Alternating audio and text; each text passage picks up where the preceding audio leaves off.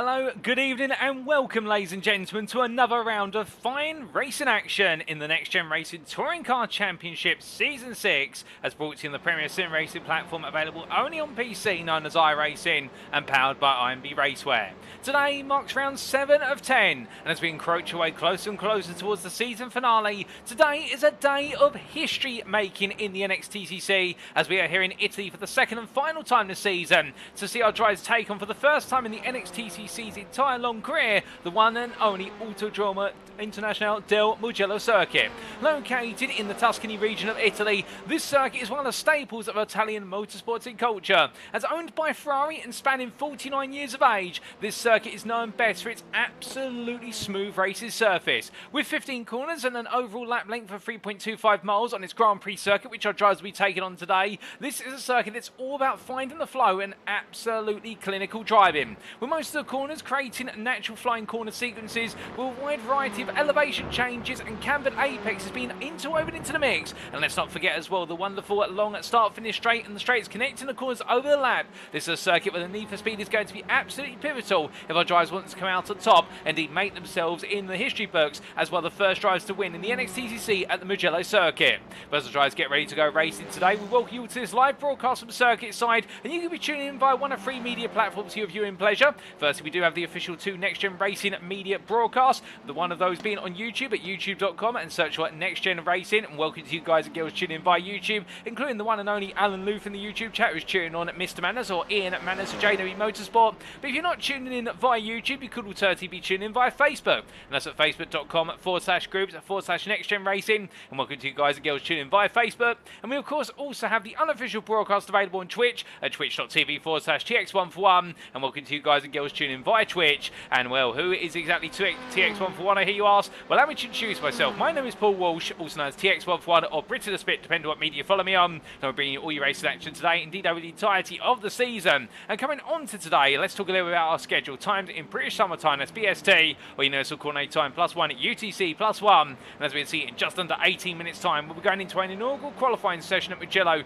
15 minutes in duration, all drives out of the circuit. And despite its length, the best part of 45 drives will be in attendance today. It is going to be a very crowded Italian circuit, no doubt about it. But they'll look to set themselves up for success to go into the races, and well, battles can come aplenty here, but you want to be up front to steer clear of the carnage and the battles around you in terms of losing that race time. And while drivers will be getting underway with the first race of the day, the first of our 3 sprint races, all 10 laps in length, and will be 8:15. After the first race is concluded, we'll be taking a brief breather before returning just before race number 2, which is set to go to the grid at 9 o'clock this evening. And then after our second of our 3 races, because we'll be taking a brief breather before our final race of the day, scheduled to get underway at approximately 10:15, but not about all that all-important reverse grid draw, of course, between races 2 and 3, and more on that in due course. But as we welcome in at this circuit, newly introduced on the iRacing Simulator platform only a season ago, and what a circuit it is. Well, let's give you an update on our calendar thus far and what we've still got lying in wait, and also the championship standings. Let's start off with the season calendar, and as we can see, we are now well and truly into the second half of the season, and it's the 7th of May today. Goodness me, to think we started off in March, already 2 months later, and roaring our way through 2024. But we started off all the way back on the 12th of March in our season open at the Silverstone National Circuit, a one and only visit to the United Kingdom for this season. And after we made our way from Silverstone, we headed over to Italy for the first time, and that was at the more familiar Autodromo Internazionale Monza, which many other drivers will be acquainted with from multiple seasons in the past, and made its debut on the calendar in season 2. And today, it was on the 19th of March that we got our drivers underway there in this season.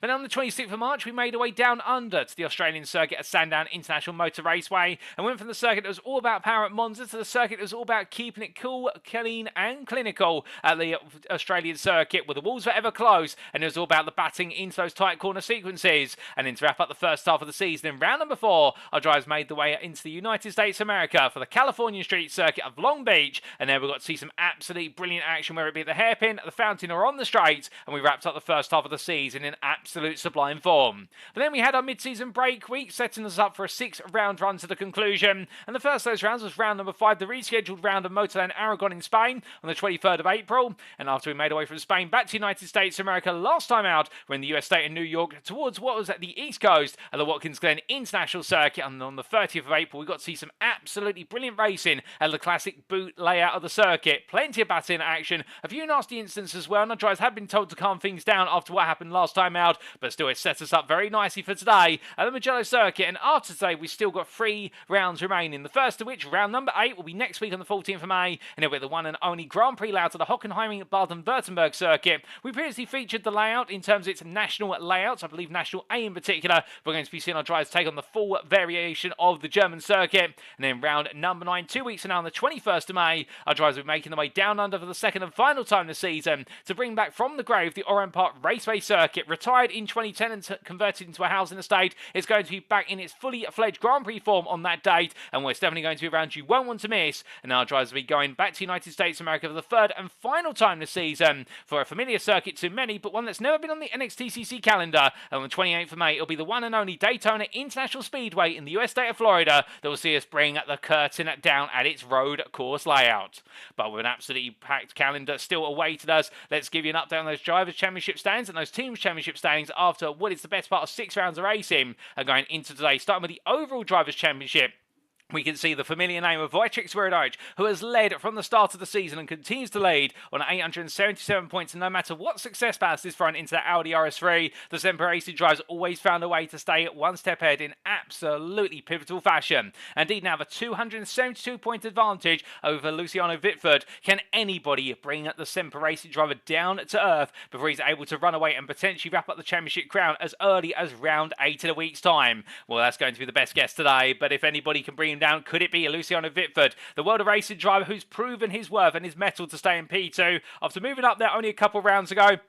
And some brilliant runs of form, particularly at Motorland Aragon, shining through. And he'll be looking to stay ahead of Benjamin McCluskey, who's moving to P3 for the first time this season, 571 points. And now is well clear of Adam Delman and Mikey Doble, who've both dropped down to P4 and P5 respectively. And while Mikey Doble not on the grid at last time out, and therefore taking last week as his drop score round. And he'll be looking to get as many points on the board today, and indeed for all the remaining rounds of the season. A point behind him is a familiar face. Indeed, these two drivers both sharing all the spoils of NXTCC Overall Drivers' Championship crowns. It's 3 for Doble and 2 for Jamie Dory, and they're only a point apart, with a further 10 points between the next-gen pink driver and his teammate Gavin Gardner, and it's Joseph Doble, Kieran Sharp and Isaac Doble complete the top 10, and you can see a clear demarcation there between the top 10, with 425 points to Isaac Doble, and a sizable gap of the best part of what is 62 points to Lee Horn in P11. However, Lee Horn is the leading prime driver in the overall Drivers' Championship campaign, and he's ahead of Adam McNally by 6 points after McNally's dismal day of racing over the last round of Watkins Glen, and Horn has seen himself launch his way up the standings into that P11 spot. Then Jack Jeffries P13 on 350 points, and the Red Grove Project star driver not having the day he wanted at Watkins Glen, but still one to watch out for, and could he make his way back into the top 10 today? Nick Clemens and Patrick Falconer complete your top 15, head of Akram Zanoon, another driver who absolutely stole the spotlight at Watkins Glen with a phenomenal qualifying lap and 2 phenomenal pro and race wins out of the circuit, albeit having one taken away in race number 2 as I'm to understand it due to a post-round penalty, but still Zanoon the driver to watch out for in the prime class. And then Daniel down in P17, a further 16 points behind ahead of Alex Meredith, with Stuart Winus and Reese Watt completing your top 20. From the 267 points of what, we do come to what is the 267 points of Matthew Addy, who's only outside the top 20 based on result countback. The theme of the prime drives continuing until you get to the pro of Andrew Pike, who sits a further, what is now, I do believe, 19 points behind, and the Sim Racing Collective driver just not quite able to find the form from season 4, I do believe. He was on the grid in season 5, but we're very happy to see him giving it everything this season, and can he find his way back into the top 20? Ben Ultrier sits P23 on 246 points, 26 clear of Wayne Douglas, with Slavomir Jaworski P25 there, the prime driver ahead of Russell Fowler. There's Matthew Sheraton, Sam Smith, Jack Southfield, and with Sam Van Ols completing your top 30. P31, Alan McCain on 180 points, only outside the top 30 based on result countback versus Van Olst. And then we have a sizable 22 points to Luke Jones, with Mark Sykes, the leading AM driver, P33 on 151 points. 8 clear of Shane Piggott, who won't be joining us on the grid today due to personal circumstances, but he's doing all well and good as I understand it, ladies and gentlemen. We're just going to be missing Shane for a little bit longer, but hopefully we'll see him back on the grid, the star prime driver, as of next round. And then we have Ian Manners P35 down 135 points, and I know there's a few Ian Manners fans in the YouTube chat in particular. And then we have Piotr Jegoslavski at P36 on 123 points, 4 ahead of Kieran Smart, with then what is Marcel Fritsch, James Smagsgow and Harley Bicknell completing your top 40. From Bicknell in P40, who's fallen behind Smagsgow by a single point, we then do come towards the 74 points and Matt Emmons. And well, you're going to be seeing that the Verona Motorsport drivers today, and Matt Emmons and Kevin Smith will both be going from the Veloster to the Honda Civic Type R. Keep your eyes out for that. It means they will be starting from the pit lane for race number 1, as per the rules of the car swap. Jonathan Collins sits P42 on 66 points, 2 clear of Mark Kemp, with Duncan Moraes and Gabriel Yilmaz completing your top 45. There's a single point to Craig Tillerson, a driver to watch out for after he picked up some great results at Watkins Glen, is continued to go from form to form, with 8 points to both Kevin Smith and Daniel Fritz on 41 apiece. And then it's what is there, Toby Prosser and Mitchell West completing your top 50. And then we do have P51 Darren Eels ahead of Mark Redford, with Andrew Holmes, Costa Chatscon at P54 there, and we won't be seeing any 287 motorsports driver on the grid today due to personal circumstances. John Higgins Jr. sits P55 and ahead of Jack Bolton and also Roy Plummer, all on 23 points apiece. And then we have Riley Sheringham at P58 and 14 points, ahead of Tom Delaney and Darren Doherty, who complete your championship standings of 60 drivers. But then coming on to the Prime Drivers' Championship, and with all the points adjusted based on the Prime finisher positions race to race, you can see Adam McNally continues to hold on. However, the battle is increasingly difficult for McNally in the fact the SL with next NXTGEN Gold driver holds on only by 18 points over Lee Horn, who has moved into P2. And McNally's form over the last couple of rounds has left a lot to be desired, I think, in his mind as he goes from race to race. Now he's got to get his head down. Horn, meanwhile, seems to be on the ascendancy, and Daniel Downey as well. Keep your eyes out for the Goldwyn Motorsports driver who has returned to P3 and is looking to try and get closer to the top two. From him, it's Nick Clemens in P4 on 568 points, ahead of Ben Altrier by 7 points, and the full Tilby Motorsport driver cannot be counted out as he looks to linger in that P5 position, and Matthew Addy sitting the best part of 23 points behind. Finally into P6, but 9 it's coming late in the day in that championship for, and he's going to need plenty more if he wants to make a late charge for the top three. Aaron Crimson, the driver we said everyone's going to be keeping their eyes out for, sits in P7 on 535 points, and if we can put another set of results together like at Watkins Glen, he could be making a charge into the top 3 today. He's 2 points clear of Alex Meredith, with Reese Watt and Stuart One is completing your top 10. And from the top 10, we do have Alan McCain on 458 points, a sizable delta now, away is the best part of 70 points to the top 10 there. And whilst our top 10 is extremely close, with just over 120, in fact 121 points separated the top 10, it's also very close to the battle for P11, with McCain only ahead of Cheverton on 9 points, and then Slavomir Jaworski a further point behind with 17 points to Russell Fowler, and then you do have a gap of what is the best part of 33 points to go to Sanford Ulst. Luke Jones sits P16 on 398 apiece for Sanford Ulst, but behind based on result countback, with Marcel Fritsch P17 and moving into his highest position in the championship stands this season so far, as we can see that he's gradually finding his form now, but coming from the WS Racing Esports driver to Sam Smith, the Irish Esports driver sits P18, not quite able to stay in the top 15 and falling out of it, ahead of Shane Piggott and Pietro Gigasetti, who completes your top 20. Outside the top 20 of the primes, we do have Jack Southfield on 285 points, 15 clear of Kieran Smart, with Ian Manis sitting in P23 ahead of Mitchell West, and it's Duncan Rose who completes your top 25. Mark Redford sits P26 with 156 points ahead of Toby Prosser, who making his debut last time out has already picked up 82 points, has made a great start to move up to P27. There's John Higgins Jr., Andrew Holmes and Tom Anderson who complete your top 30, with Darren Doherty, the last of your drivers, on points with 14 points, and then we do have Christopher Seens and where's Jeff Banks who complete your championship standings. And then coming to the AM class, last but not least in terms of our drivers' championships, it's Mark Sykes who leads now. Much like our overall championship leader Wojciech Swirydowicz, in the AM class it's Mark Sykes who holds an incredible advantage of the best part of 223 points over Joffrey Collins, but then again anything can happen with 4 rounds to go, and could we see Collins or Craig Tillotson close the gap with only 4 points between the two drivers, and they really have shown that the consistency and hard work is paying off. Kevin Smith sits in P4, only a further 12 points behind, but 6 ahead of Harney Bicknell, and completing the top 5 from Bicknell to James Smassersgow in P6 of 584 points. He'll be looking to move even closer to that top 5 if not into it today. And then we have Daniel Fritz, Gabriel Yilmaz, Matt Emmons and Darren Nils to complete your top 10, with the 494 points of Darren Nils being followed up by the 423 of Roy Plummer. That gap of 71 points there needing to be bridged, albeit Plummer's got contention from the fact he's got Mark Kent only what is there 19 points behind him. There's Riley Sheringham, Costa Chats Continental and Tom Delaney who complete your AM championship standings. And then coming on to the Teams Championship, and here we can see NextGen Ping lead the way on 1,228 points. They've opened up a bit of an advantage over Doble Sim Racing after results went their way at Watkins Glen. However, that advantage is not going to keep them safe for too long should results go against them today. And Semper Racing are closing the gap to the top 2 with a great set of results at Watkins Glen, now under 994 points. And we can see SO and NextGen Gold still in P4 and having to hold off the battle from the Sim Racing Collective and NextGen, with only the best part of 30 points separated the 3 teams. JW Motorsports sitting a lonely P7 at this time, trying to hunt down the battle for P4, but at the same time steering clear of VB Fusion, the World of Races, sitting P8. And iRacing Esports are nipping at the heels of their P8 rivals, with only 44 points between them, and Goldwyn Motorsport hold on to the top 10 with P10 on 415. From there, 415, it's Redgrove Projects on 338 and P11, head of Track Scotland, who are starting to rise in their form and are getting closer to the P11 spot, and Full Tilt Motorsport are not too far behind, and as the battle for P11 goes on between the 3 teams. For Onceling Esports lead the way of a trio of teams battling for P14, with Aztec Racing only 9 points behind, and there's a sizable gap of 54 points to Ace of Spades Racing. And we have Grant WS Motorsport Racing and Whiskey Runner Racing, with Banks Redford West Racing, as we get that right for the 3rd time, ahead of Verano Motorsport. And outside the top 20, yet score any points, the organisation of C Racing ahead of Virtuality Autosport and 287 Motorsport complete the championship standings.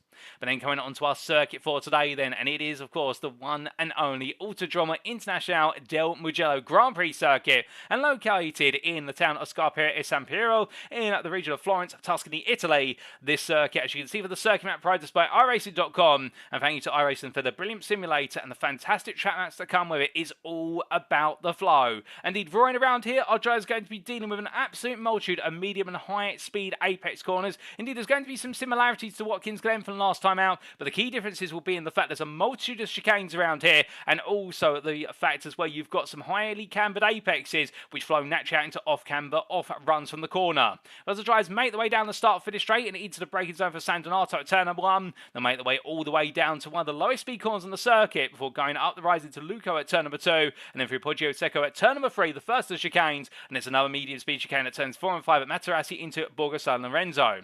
Coming out of turn 5, it'll then be a downhill charge for Casanova at 6 into Savelli at 7, and it's the long double right run through turns 8 and 9 at the Arrabbiatas 1 and 2, where they make their way up to a Scarpiera at turn number 10 and coming into another medium speed chicane at turns 10 and 11, and through Pelagio they'll go and down towards Correntiaro as they come into turn number 12 and abuse the camber of the corner to carry the speed for making their way up through Biondetti at 1 and 2, another chicane, and into the final corner of Bucine, and as they make their way out to turn 15, it'll be about getting back on the throttle as soon as possible to charge their way towards the timeline with the ultimate top speed in the run to the next lap. But to give you a quick reminder of the rules before we go racing, we can't go racing without them. This is a fixed setup series with all setups provided by the NXTGEN Racing Administration ahead of each and every round of racing. Driver classes were finalised as of round number 3, and the grid shall be set as follows today. The race 1 grid shall be set based on qualifying, that's a given. The race 2 grid shall be set based on results of race number 1, so whoever takes the win in race 1, that's for the lineup for race number 2, and we work the grid order down in a descending fashion. And the race 3 grid shall be a reverse grid based on results of race number 2, but of course with that all important partial reversal, and the reversal position will be drawn live from the commentary booth between P13 and P23. Now each driver shall have one fast pair available in each race, and each race shall conclude after the allotted lap amount of what is 10 laps. And the race is expected to last somewhere in the region of about 20.5 minutes, alternatively 30 minutes if we do see 1 or 2 safety cars.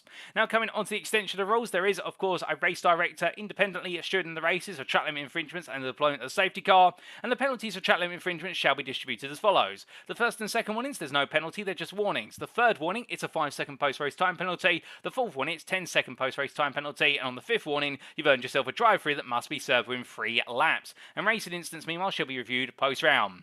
And as always, we continue the theme of the success ballast on the grid as applied on a race-by-race basis to the overall Pram and AM Driver Championship classifications. And for qualifying in race number 1, the Drivers' Championship standings going into this round shall be used to set the success ballast values. For race number 2, we update those values based on the finishing positions of race number 1, and we do the same for race number 3 based on the finishing positions of race number 2. And whilst we won't go into all the details and all the mathematics, you can see the table here, and you can see those success ballast numbers being applied, and Wojciech Swirydowicz taking the 56.1 kilograms into Italy today. And will it be enough to slow his charge down? And it will be, of course, in the Pro-Am class. Another day at carrying the maximum weight for Adam McNally, and in the AM class, Mark Sykes will have to contend with that 24.5 kilograms. 9, it may just weigh him into contention with his AM rivals, but that's enough rules, regulation, everything between. You're all here for the racing, and so are we. And well, as our drivers get ready to go, we do look to the one and only Andrew Pike as he makes his way down at the start finish line straight and in towards turn number 1. He goes that long run, of course, as he makes his way down towards the braking zone, and well, unfamiliar territory for so many of our drivers today as they go racing, and therefore the mindset here will be it's going to be about making a good impression, but also getting settled into this circuit. And as we said earlier, a very popular circuit, this one, in the fact that it really is a roller coaster ride, and we could say that about a lot of circuits. We talked a lot about it being a bit of a roller coaster at Watkins Glen, but around here,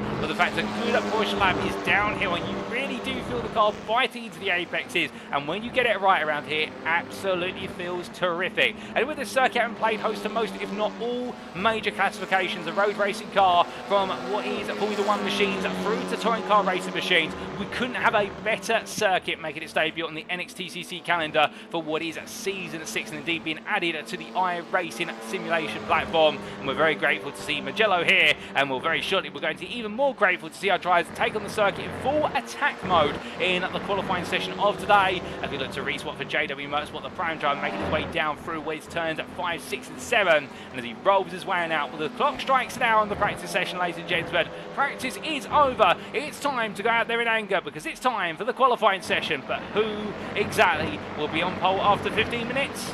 It's time to find out.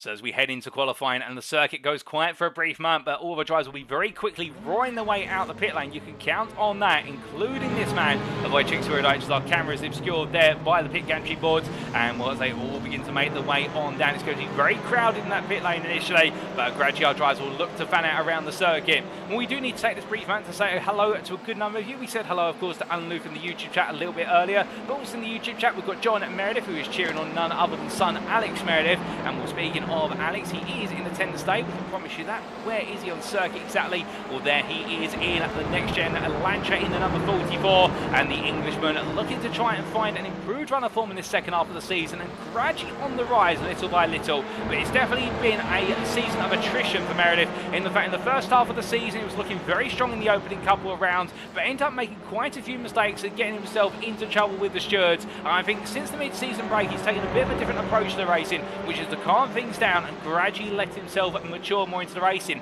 And that's not to comment on his age and the fact he's one of the youngest members of the grid here indeed. I think he's competing for the youngest member award alongside Isaac Doble, in fact. But the one thing is, despite his youth, his maturity out of the circuit has been phenomenal. But he's just had one of those seasons which I think he's having to do a lot more developing as a driver. And it may not be a Pro Championship campaign for the remainder of the season. We haven't had the chance to catch up with him to find out what his full process is. But this might be one where he's just embedding in and thinking towards season 7 now, and thinking how high can he finish at the end of this season to give himself all that motivation to go charging on into the next season of racing. And that's sometimes what you've got to do. If you know it's been a rough season, you use it as a building season and get yourself ready for the next one, and just see where you can fine-tune your racing, because you know there's always another season of racing around the calendar in the NXTCC. But as we also say hello to Mark Winus there in the YouTube chat, is cheering on the Track Scotland drivers. And well, speaking of Track Scotland, here's one of them behind the other, and that is Kieran Smart behind Stuart Winus. And I do believe there, Mark, brother to Stuart, and well, he'll be tuned in with the family, and they'll be absolutely ecstatic to see the cars on screen. And well, good to see the Track Scotland drivers out there. Really have been one of the sensations of this season, the two Track Scotland drivers, and the fact that whilst they've been new on the grid, they've made themselves do and put on some absolutely brilliant racing. And we look forward to plenty more from them today as they make their way around Mugello. And as they do, we do say hello also to Keela23 in the YouTube chat, who's going to be cheering on Mikey Doble at Brands Hatch Indy this coming weekend in what will be the second round of the BTCC. Of course, Mikey Doble racing for the Power Max PMR team. And as our drivers make their way onto their first flying laps, well, we're going to give them at least 1 or 2 flying laps before we ride on board, just for the simple reason it does take multiple laps to warm the tyres up in these cars and for the fuel to start to come out as the drivers roar the way down. We looked at Ant Camden, the organisation driver, and the absolutely lovely liveried Audi RS3, and indeed standing out there. And as he makes his way on through turns 13 and 14, get himself set up. We also do have the chance to say hello in the Facebook chat to Katie Eames, who is cheering on what will be a Verado Motorsport there, and recommending that we do make sure to drink plenty of fluids and take a breath every so often. And indeed, Katie, I promise you we'll definitely be doing that in the commentary booth as the action gets underway today. And good to have you tuned in, and I hope you're doing well, because I'm doing fantastically well right now, and we couldn't be a better Tuesday evening than seeing some NXTCC action on our screens as our drivers make their way on around the Mugello circuit. And well, of course, we do have the Verano Motorsport drivers of both Matt Emmons and also Kevin Smith starting from the pit lane for the purposes of the first race of today. And in that distant camera shot, you can see them off in the distance. And well, we look to get a little bit closer. Here's one of them having made the switch to the Honda Civic Type R FK8. And here's Matt Emmons in the junior livery machine, not with the senior liveried Verano Motorsport machine. And we'll find Smith out of the circuit in due course. But right now, absolutely set and ready to go. I didn't get the chance, unfortunately, to have a word with the drivers to ask them what motivated the change. But I can tell you one thing, the fact they definitely seem to be all clocked in and ready to go with these Hondas. And where has been the handling car, and the Hondas may be a little bit of a revelation today in the fact we've got a lot of medium and high speed corners around here. And whilst the Honda won't be able to build up as much speed on the straights, it will be able to carry the best apex speeds of the cars on paper with a single driver piloting all 4 machines, and that could work in the Honda's favour. But we also say hello in the YouTube chat to the official Verano Motorsport account, and we'll send car change for both drivers the remainder of the season. And the surprise dies there and eager to see what plays out. But meanwhile, let's start talking about those qualifying laps that are coming in from our drivers. And Benjamin McCluskey has set the gauntlet down at a 2:01.361. We saw in the final practice session our drivers were pushing into the low 2-minute zeros, and that's what we're expecting in qualifying, is to see 2-minute zeros and perhaps even a 1:59, albeit I think that would require an absolutely sensational tow to see a 1:59.9. So I think 2-minute zeros will be the aim here, and anyone who could break into those will be qualifying very well. But as all the drivers make the way through, one of you may be asking right now, one or two you may be wondering, will we see a lot of drivers in the slipstream maneuver around here? And where it has been the theme of qualifying for the majority of the rounds, apart from perhaps Motorland and Aragon, where we did see more of the theme being about having a clear circuit in front of you, if you could find it, given how tight it was around the circuit, with 52 cars in attendance for the qualifying session and the first race of the day. And well, around here you've got a bit more room to work with, and you do have that long start-finish straight where you want to pick up that tow, but you also ideally do want to pick it in the run from certain corners, such as coming out Arrabbiata here at turns 8 and 9, and on the run in towards turns 10, 11 and 12. You pick up a couple more miles now coming through there by being the tow of another car, and it can work to your favour, but of course you have to be aware of that extra understeer it invokes as the drivers make their way around. And you may be noticing as well, a number of our drivers are cutting their way across what is the apex curbs of a number of corners. And that will be on the minds of our drivers in the fact they have been warned about track limits, particularly at the chicanes, and also on the exit of the final corner, running wide out there to gain extra speed. And our track limits invigilators will be very keenly keeping an eye out and punishing our drivers should they breach those limits. But meanwhile, as we look to your original pole sitter at the moment, Mark Science, currently P18, having a very strong qualifying session at Watkins Glen, and looking to continue on that form here as he makes his way on through. And as he does so, coming up through the right hand there of what is turn number 12, and round and down, and just seeing the car gradually rotate in and nursing the throttle in to the exit of the corner. It's all about patience around here, knowing the exact timing you need in order to attack the lap. And well, speaking of attacking the lap, we're going to be riding on board with what will be very shortly one of our drivers as they come across line, although you'd think they were racing at this point as they come down towards the start-finish timeline for their qualifying laps to be said. In fact, we're looking at Adam McNally as he makes his way in towards turn number 1 behind the Goldwing Motorsports cars, with Sam Van Olsen also at Duncan Murray as he comes down towards the braking zone. And as he does so, it's getting a little bit scattered there as he tucks the inside. I believe the Goldwing Motorsport car giving the space, albeit there's been a bit of contact there between the Goldwing Motorsport car, and I believe that's between Duncan Murray's and one of the Double Sim Racing machines. Not quite sure which member of the Doble family that was. I think it may have, well, it was not Joseph Doble, I think that might have been Isaac. As a result there, Joseph Doble a little bit further back and tucked in behind the Track Scotland cars.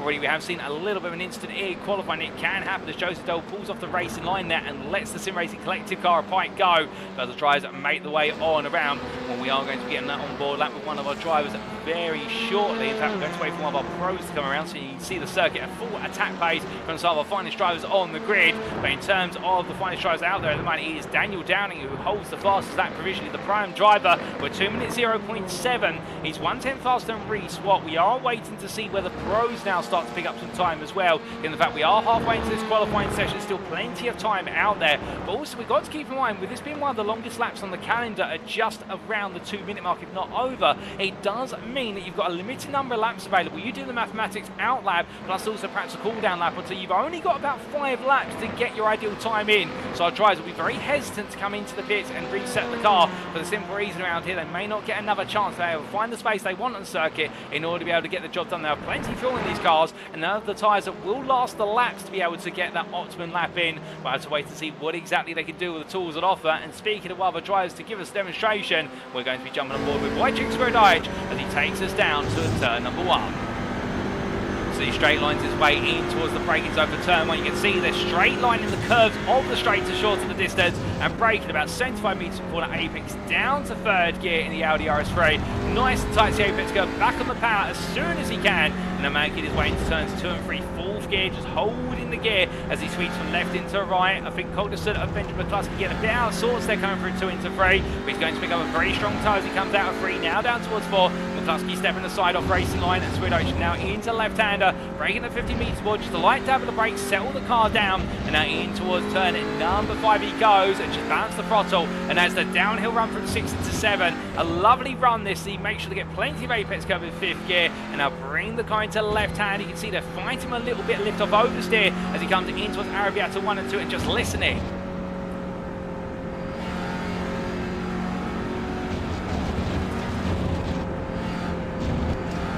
wonderful effort there of just balancing the throttle, going from full throttle to partial and then back to full throttle as he makes his way in towards turns at 10-11, the right into left chicane, and as he comes through the left hand, a distant Sim Racing collective Honda in front of him. He'll give him a little extra speed as he now makes his way into turn 12, a challenging corner here as he gets ready to break at what will be the 50 board down to 4th gear. Will he drop to 3rd on the apex? You've got to wait for it, get the nose to turn now, feed the throttle in here. If you go too early, you end up in the grass. It is an off-camber corner as he comes through the left into right at turns 13 and 14 and into the final corner. And if you enjoyed Arrabbiata 1 and 2, you're going to love this even more as he makes his way into the long left-hander, turning in nice and early as you can do with these front-engine front-wheel drive touring cars. Car in front, they're going very sideways, and as he makes way, he's going to be impeded slightly, Swirydowicz, and unfortunately, I don't think the Sim Racing collective car knew where it could put itself, and as he makes his way down the start of the straight, not quite the end of the lap he wanted, but a demonstration of the Grand Prix layout of Mugello from Wojciech Swirydowicz,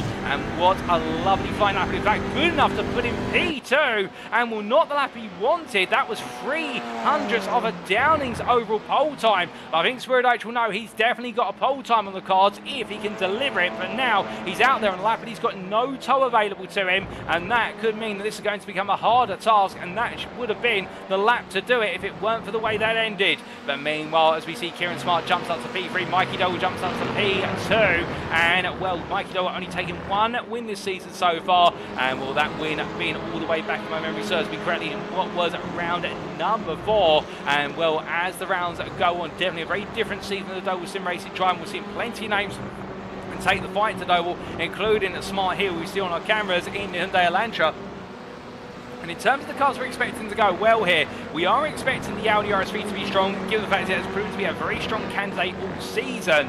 We're also expecting the Hondas to be able to carry a lot of speed, but the Elantra has always been the qualifying car, and well, the ambient temperature is very high here today, and in fact, to give you an idea of the nature of those temperatures, as you'll see on the right side of the screen, we'll get the weather chart. We're currently track temperature 41 degrees centigrade, ambient 20 degrees centigrade. We are on the precipice of those nasty track temperatures of the Elantras, whereby as soon as you go above 40 degrees centigrade, the front tyres of this car really take a bruising compared to their rolls. Indeed, they all take a bruising given their front engine front wheel drive. The front tyres doing all the hard work, but the key point being the Elantra is so sensitive to track temperature, and that 40 degree mark is where it's time, where it really is becoming exponential, and that will mean in the races, if those track temperatures persist, particularly in race 1 straight after qualifying, we will be seeing the Elantras fall off the pace in the second half of the race much more gratuitously compared to the likes of the Honda, which has got the best tyre wear by comparison, or even the Velocitas or the Audis.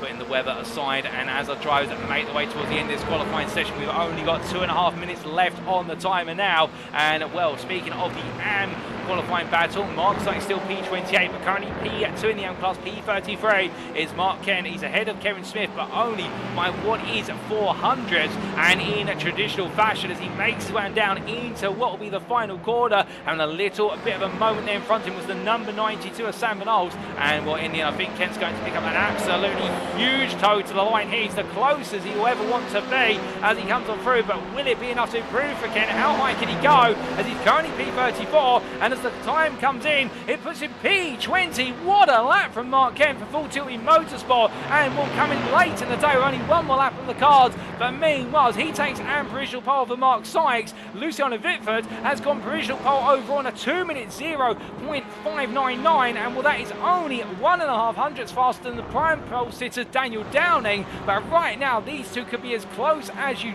dream they dared to be, and well, Mikey Doe will only what is a further 10th, well, not a 10th, 100th and a half behind. It is incredibly close inside our top 3, and meanwhile, Kieran Smart really leads the rest of the field in the hunt for that second row of the grid. But as our drivers continue to push on, well, Akram Zunu now moves up to P4 off camera. Is anybody else improving out? I do believe Matthew Addy is only improving lap. He's got the distant time. Marcel Fritsch the heads to line. Fritsch is also improving as Earth Racing Esports driver breaks the time in line first, and then it will be Addy. What can Addy do from P26 currently? He moves up to P23. That puts him into P11 Pro-Am, so improvement. He does have some success ballast in that car, so it will be holding back to a degree, but as the drivers make their way through, they'll now have one more lap in the tank. based on the time available. And well, they're leaving it to the very last in this qualifying session. That means the circuit will be rubbered in a little bit more, and they may have just timed this absolutely right as they make the way round. We've also just had Roy Plummer come across the timeline. He's going on to another lap. He's currently down in P40. One of the last drivers to get a valid time on the board. The only driver who's not got a time on the board is Daniel Fritz, who's going to be starting P43 at this rate. But as our drivers weaving one the way on through, well, we do have a long line of cars heading towards the timeline with 30 seconds left to go, and they will squeeze in another lap. It is going to be Daniel Downing. Wojciech Swirydowicz, meanwhile, takes provisional pole. He finally finds it, the lap that escaped him only a couple of moments ago. It's a 2-minute 0.479, so ahead of Witvoet by the best part of a tenth. And with the Audi RS3 driver, even with that 56.1 kilograms in the car, it doesn't hold him back. And Mikey Doble goes P2 provisional, a 2-minute 0.510, only 300ths off in the Veloster. Well, it just goes to show the Veloster's got some life in it yet as he makes his way through turn number 1. But as he does so, qualifying is complete. The laps that our drivers are now on, they'll have to finish. But everyone getting across the line at the very last moment of the day. Mark Sykes, meanwhile, just crossed the line. He has not improved. Sykes will be starting P2 in the AM class at this time. Provisionally, it's P33 at best. So Mark Ken, by looks of things, will be taking that AM pole position in the AM class unless anybody can spring some late surprises. We've had an instant for Lee Horn, who's parked up there on the exit of 6. He's towed to the pits immediately, getting it off circuit. But as more drivers are coming through, Akram Zaluda's just crossed the timeline. He doesn't improve from P6. I look at my quality proof window. But a lot of drivers out there. This qualifying session is going to go the distance, ladies and gentlemen. Indeed, the clock may say it's gone well past 15 minutes, but keep in mind it's a 2-minute lap, and we have got some drivers who did manage to sneak their way onto one last lap right at the end. And well, Matthew Addy has crossed the line. He goes P21. We're looking at Alex Meredith, meanwhile, as he winds his way onwards towards what will be turn number 12. He's got a clear track in front of him, no toe available, but Meredith going quite quickly right now. In fact, his sector 1 has massively improved. His sector 2 has slightly improved compared to his previous best, so he is on for a personal best lap, and this could be important. He's P12 currently, P7 in Pro-Am. Can he get himself inside the top 10 at the end of this qualifying session? And it'll be what he wants. He heads down towards turn number 15 and then into that braking zone as meanwhile Daniel Downing, the prime pole sitter, currently provisional. He's heading towards the line. He's on a personal improvement. Ahead of him as Benjamin McCluskey and Reese Watt. Watt's gone purple in the final sector in the prime class, goes P5. Daniel Downing, meanwhile, only what is 300ths clear. He goes up to P3. What about Alex Meredith as he comes to the timeline? This is an improvement as Wojciech Swirydowicz has raised the bar at the top of the stands. Meredith didn't improve in the final sector, but it's enough for P5 for Meredith. It's a 2-minute 0.646, and well, he'll be absolutely ecstatic about that. Mikey Doble in the end stays P2, but he does improve, and in the end it's a 10th or so to Wojciech Swirydowicz, but he will be on the front row versus his championship rival. But that, ladies and gentlemen, is qualifying complete, as if anybody's out there on the lap right now, it will be a cool down lap, or it will be a lap where they're not improving. But what a qualifying session. Wojciech Swirydowicz continuing his run of pole positions by a 10th over Mikey Doble, who returns to the front row after 4 rounds of qualifying in terms of the first race of the day. Daniel Downing, meanwhile, for Goldwyn Motorsports, and he was the early favourite of the season in rounds 1 and 2. He has returned to prime pole position, P3 overall. Alex Meredith will be behind him in the prime class, but between them is Luciano Witvoet, and Reese Watt will be on the 3rd row alongside Alex Meredith. Jamie Dory, who we see here, starts P11 at best of the rest, but still a good qualifying position just outside the top 10 known as opportunities. But Mark Kent in the AM class has taken his first AM pole position of the season for Full Tilt V Motorsport, and has done it by 15 places over Mark Sykes, who will start P2 in the class, P33. And well, for Verano Motorsport, it's going to be P36, P37 on the grid, P3, P4 for the AM pair of Smith and Emmons. But remember, they must start from the pit lane due to the car swap. So as our drivers make their way onto the grid, ladies and gentlemen, well, we are set and ready to go for the first time today. And let's walk you through the grid for race number 1 of round 7 of the NXTCC Season 6. So as all drivers gradually get themselves into position, it is going to be Wojciech Swirydowicz who lines up on pole for Semper Racing ahead of Mikey Doble for Doble Sim Racing P2. Daniel Downing, your prime pole sitter, starts P3 for Goldwyn Motorsport with a sensational qualifying performance and exactly what he wanted, and the Englishman will be joined by Luciano Witvoet, who starts P4 for World of Racing. The Dutchman continues good run of form. We then see on row number 3 the prime pair of Alex Meredith for NXTGEN, joined by Reese Watt for JW Motorsport, and behind them will be Stuart Winus for Track Scotland, who starts P7, head of Akram Zanoon for the organisation. Kieran Smart starts P9 for Track Scotland behind his teammate in a line on the grid, and the top 10 is completed by the pro of Benjamin McCluskey for NXTGEN Ping. Jamie Dory starts P11 behind his teammate, with Kieran Sharp for the Sim Racing Collective completing a top 12, and then we do see it on row at number 7, Lee Horn started P13 for NXTGEN, ahead of Russell Fowler for Performance Link Esports, who's had one of his strongest qualifying performances of the season. And then Andrew Pike started P15 for the Sim Racing Collective, ahead of Joseph Doble for Doble Sim Racing. Behind them will be the combination of Slavomir Jalvoski for Semper Racing and Mark Kent, the AM pole sitter for Full Tilt V Motorsport, with a huge performance in qualifying. And then Adam Delmont and with Patrick Falconer for SRO NXTGEN Gold and JW Motorsport will be completing at your 10th row of the grid and with it the top 20. Isaac Doble starts P21 for Doble Sim Racing, ahead of Matthew Addy, who starts alongside him, P22 for NXTGEN. And it's Adam McNally with another difficult qualifying session for the SRO NXTGEN Gold driver, who starts P23, and he's got the hard work to do from what will be the 12th row of the grid, with Gavin Gardner for company alongside him, P24 for NXTGEN Pink, and not quite going the way that the Englishman wanted in qualifying. Behind them, on row number 13, is Sam Smith for iRacing Esports, ahead of Matthew Sheraton for Aztec Racing, and Sheraton having a reasonable qualifying performance and moving his way up the order compared to recent results, ahead of Nick Clemens for iRacing Esports, and then Duncan Rise for Goldwyn Motorsport, who completes the 14th row. On row number 15, to complete the top 30, it's Alan McCain for iRacing Esports and JW Motorsport's Ian Manners, with Sam Knowles starting P31 for Goldwyn Motorsport, not quite able to follow on from the form at Watkins Glen, it would seem, in qualifying, but he will have the company of Marcel Fritsch, the Austrian driver from WRS Racing Esports, who starts P32. Behind them, it will be Mark Sykes P33, as we can see for NXTGEN, second place in the AM class, with Jake Pitt starting P34 for Aztec Racing. Mitchell West starts P35 for Mitch West Performance, ahead of Kevin Smith for Verano Motorsport, but remember the Verano drives will start from the pit lane, and the same applies therefore for Matt Emmons for Verano Motorsport. And then we do have James Smassersgow, who starts P38 for Aztec Racing, ahead of Craig Tillotson for Fusion Racing, who starts on what is your 20th row of the grid, and said 20th row being completed by Roy Plummer for NXTGEN.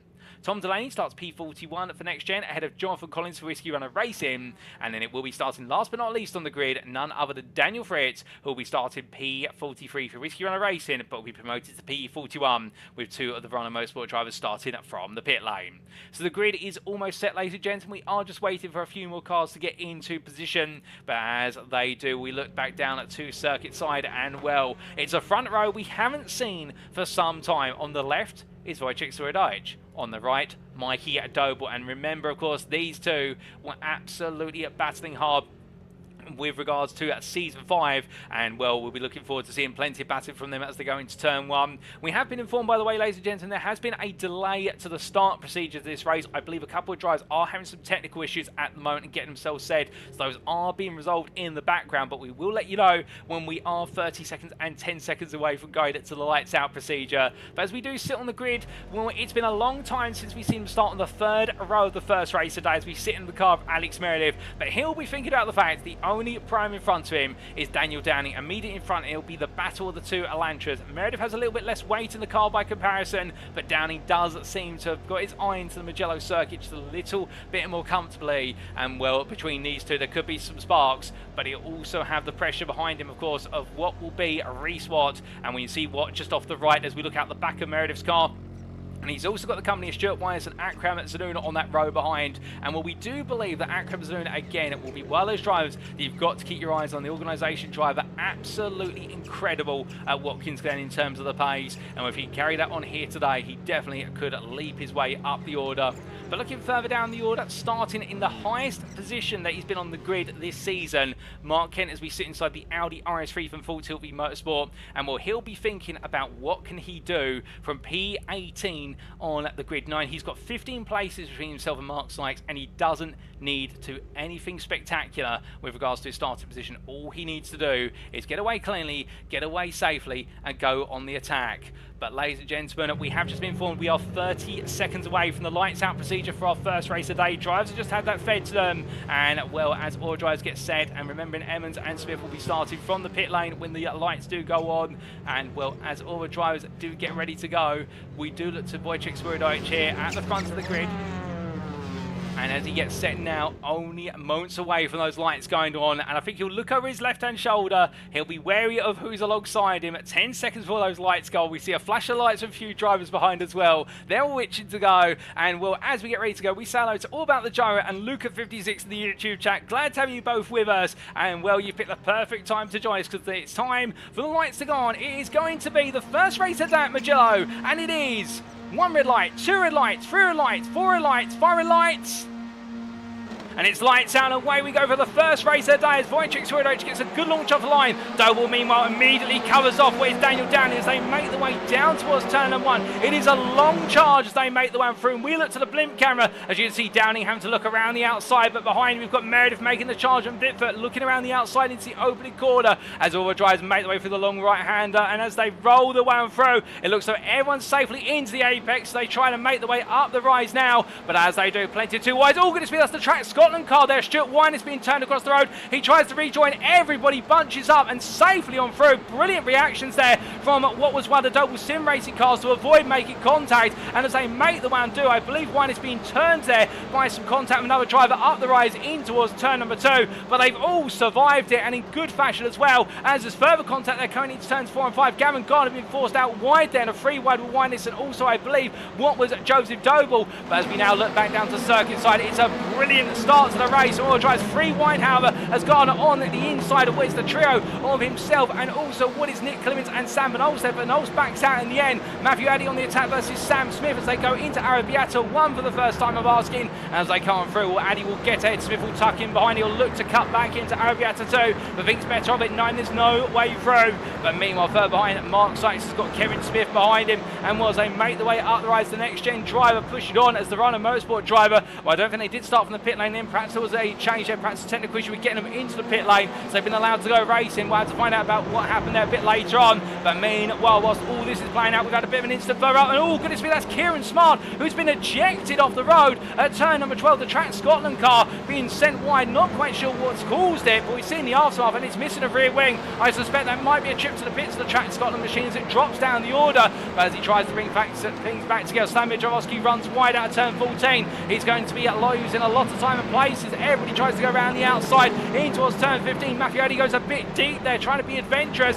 and Jarowski will hold that inside line in return as the drivers make the way through. But after 1 lap of racing, it is Wojciech Swirydowicz who leads onto lap number 2, ahead of Mikey Doble P2, Luciano Witvoet P3, prime leader Daniel Downing P4, Jamie Dory P5, followed by Reece Watt P6, Alex Meredith P7, Kieran Sharp PA, and will hold the fort as we see Alex Meredith under pressure, and Watt looks up the inside into turn 1, going all in on the brakes there, and Meredith in the end opting to back out, knowing there's no point fighting right now. He'll come late in the race. They don't want to lose sight of Downing, who's further up the order behind them, and Kieran Sharp, who's in P8, Ankram Sanoon P9, Benjamin McCluskey P10, and Russell Fowler P11, who's had a strong start to this race. But the big starter of all the drivers has got to be Jamie Dory, who started P11. He's up to P5, and what a start for the number 13 driver. And as he makes his way on through turn number 5, right now he's under pressure from what is Reece Watt behind, and the prime drivers absolutely on the offensive. But meanwhile, speaking of going on the offensive, as we look back here to Isaac Doble, who's trying to make a move on Adam Delmont for P15. The last of the overall points paying positions, and Delmont right now refusing to give in.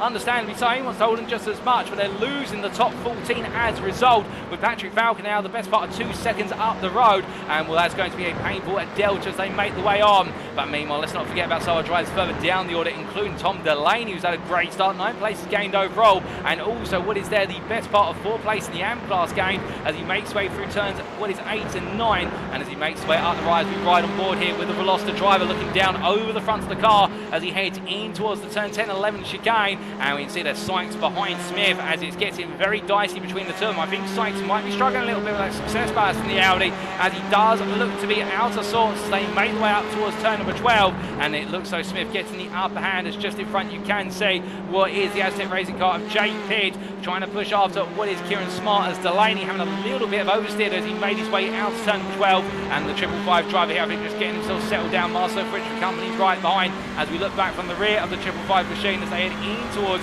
turn number 15, and Will Fritsch not able to make a move here, instead having to wait for the next opportunity. as the drivers make the way on down through 15.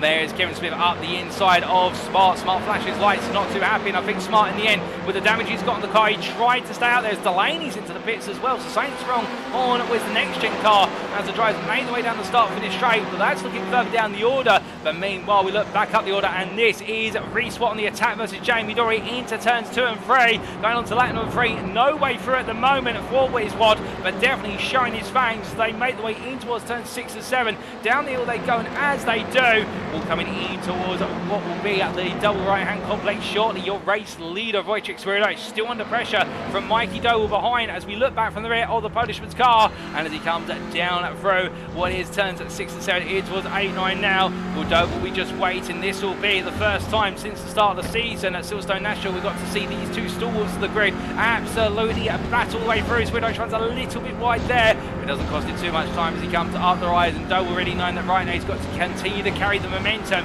up the hill in towards the highest point of the circuit in order to be able to go on the offensive towards the very end. But you can see how close Doble's getting through these chicanes, and the Veloster with what's the P5 Championship success ballast in it. Practically half the weight has been added to the Audi of Swirydowicz, and well, as a result, able to attack a little bit more as Swirydowicz going a bit deeper then to turn number 12, gives him a later apex. But you can see Doble really hooking in and staying within 4 tenths every step of the way as they make the way towards the end of this lap. But a bit further back, Ankram's Luna on the charge here, battling with Alex Meredith. Meredith going defensive there through 13 and 14. This is the fight for third place in the Prime Class and P7 overall as they make the way towards turn 15. Rear of the picture, Lee Horn looking for a peak on Andrew Pike in towards the braking zone at 4:15. Can't quite find it. Pike in the end goes a little bit deep under braking in the battle of the Honda Civics, but it looks like we'll get it stopped just in time. But Horn getting extremely close as they make the way out of the corner. This could be an opportunity for Horn to try and pounce as they make the way down towards turn number 1. But as they do, new fastest laps coming in on personal best from drivers. Luciano Witvoet, the fastest driver out there in P3 currently as they make the way down. Meanwhile, Lee Horn under pressure from Patrick Falconer. The JW Motorsport Audi looks the inside here under braking. Horn's going to see it coming, but in the end holds on, knowing he can use the brakes on Honda to his advantage. The strongest brakes, able to brake about 20 metres later in some cases at certain circuits, but it just gives them a bit more leverage. And as they wind their way off through turns 2 and 3, no change between them. Meanwhile, looking back to Matt Emmons here on the offensive versus what is, I do believe, that's Duncan Rice for P38. And right now, the comfortable P6 in the AM class with Craig Tillotson for company behind. James Smadsesgal still here, the Aztec Racing driver chasing after Tillotson, albeit these two right now equal in pace, but 2 seconds between them, no change towards the back of the field in the AM class. And well, as our drivers make the way off through, Tom Delaney, the next gen driver, has come out the pit lane, and well, Daniel Fritz has got some issues with the car. They've had to retire the car from this race, but meanwhile, Delaney P42 and still try to charge on.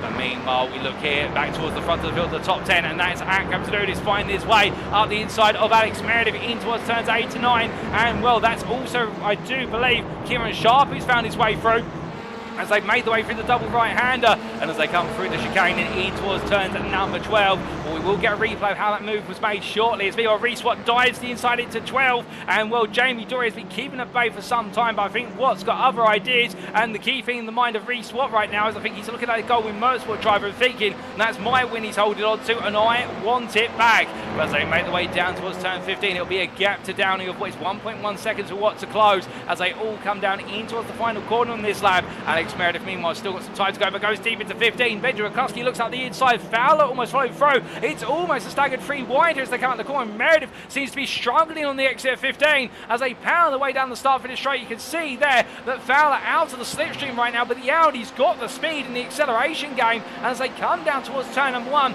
well, Meredith will be in the tow. So McCluskey, and Fowler in the end has to back off and give into this battle.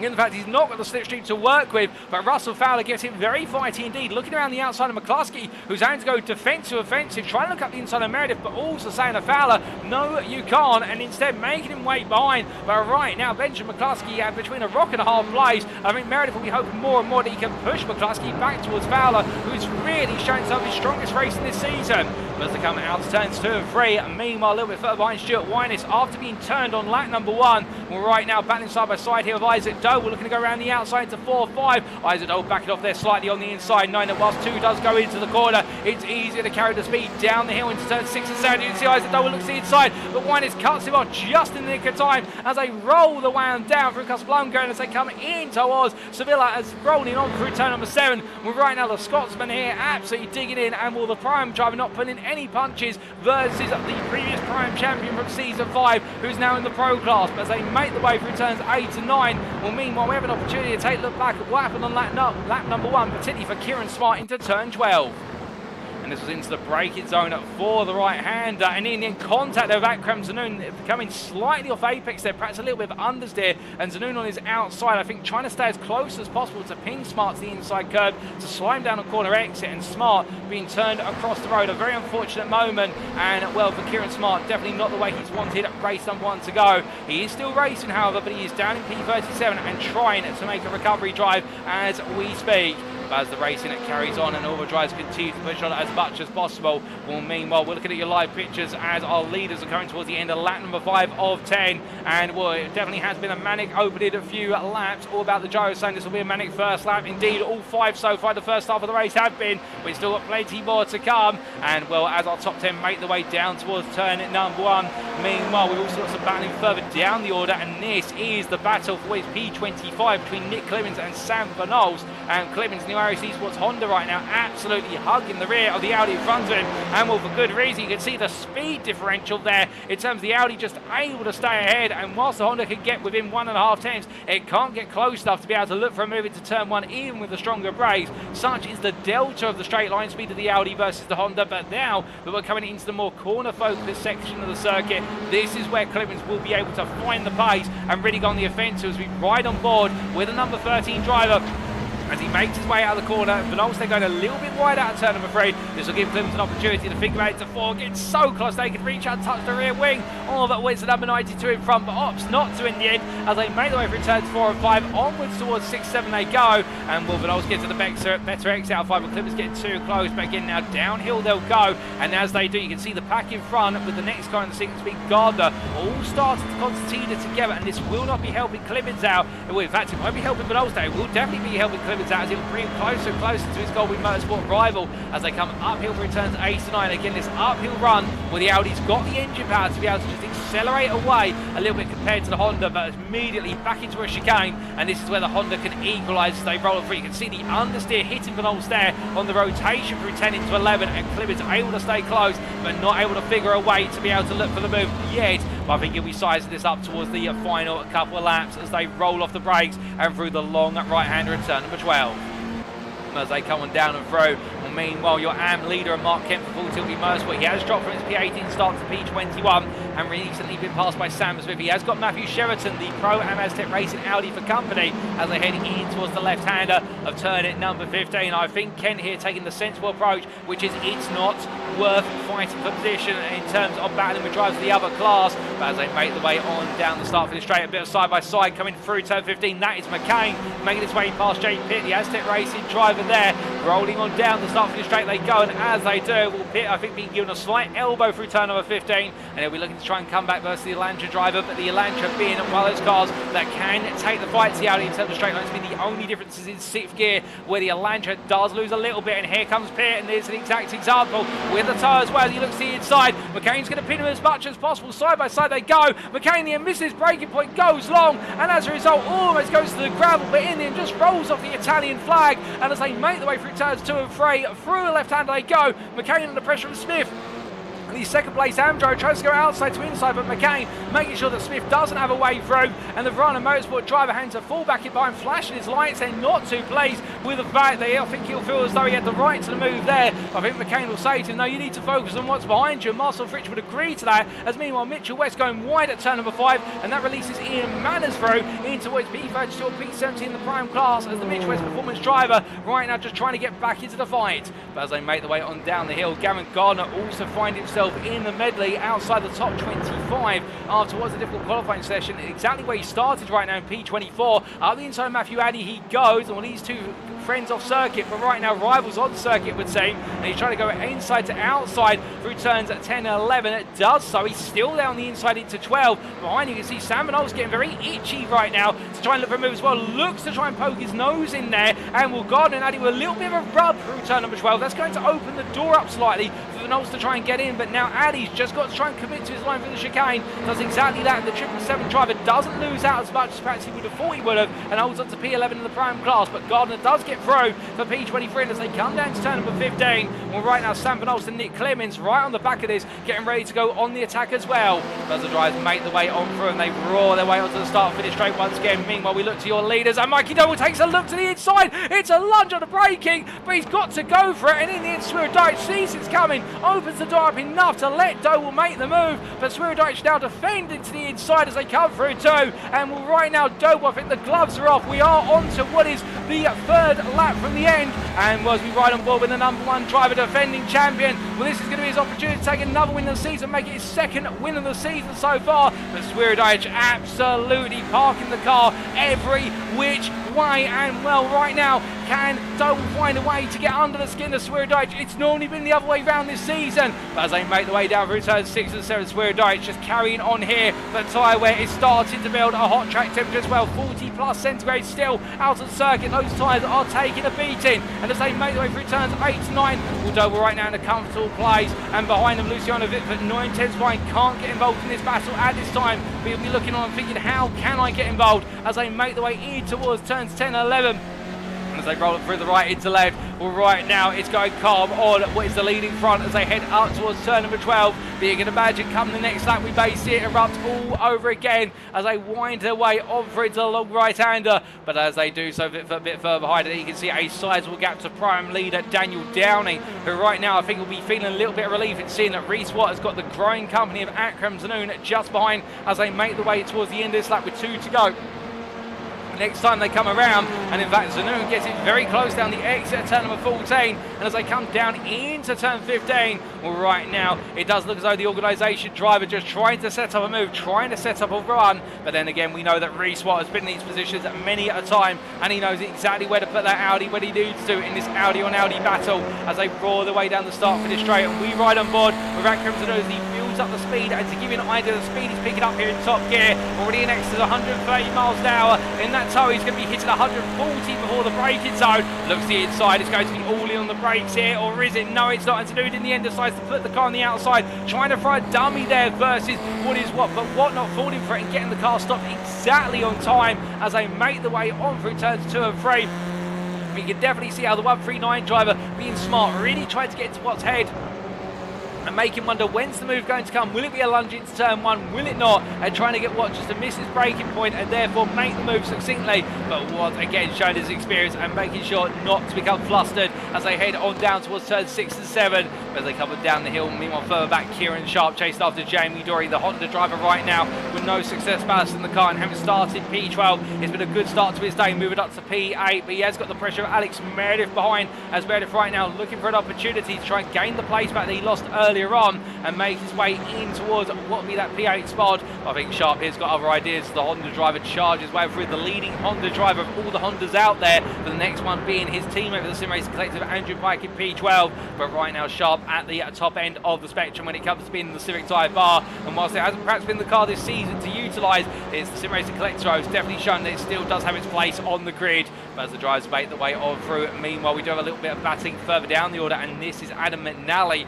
the SRO NXTGEN Gold Prime Championship leader coming into this round. Well, here's a championship lead definitely on the decline in terms of the points advantage, and trying to look for the move of Isaac Doble, as meanwhile 2 primes going toe-to-toe. That's Sam Smith up the inside of Matthew Addy into turn number 12, and will finds the move there. I think Addy getting the move down to 10 and 11, but in the end going a bit deep into 12, and as a result Smith getting the place back sooner rather than later. Sam Van Olsen and Nick Clemens are right on the back of this as well. It is a 4-way prime fight for the final top 10 spot in the class, or what is P23, and as they make the way down into turn number 15, Smith goes very deep. Addy's going to now look up the inside, and well, it's going to be a drag race around as they go towards the final lap. Race leaders are already on the final lap, it should be said. Wojciech Swirydowicz on camera is leading by half a second over Mikey Doble and is looking safe, but right now Smith versus what is Addy. Well, it's going to be a drag race of the distance as they make their way down towards that braking zone, but which driver will find their way ahead? Well, Addy's got a nose ahead, but Smith's on the inside line. That Elantra now starting to come back,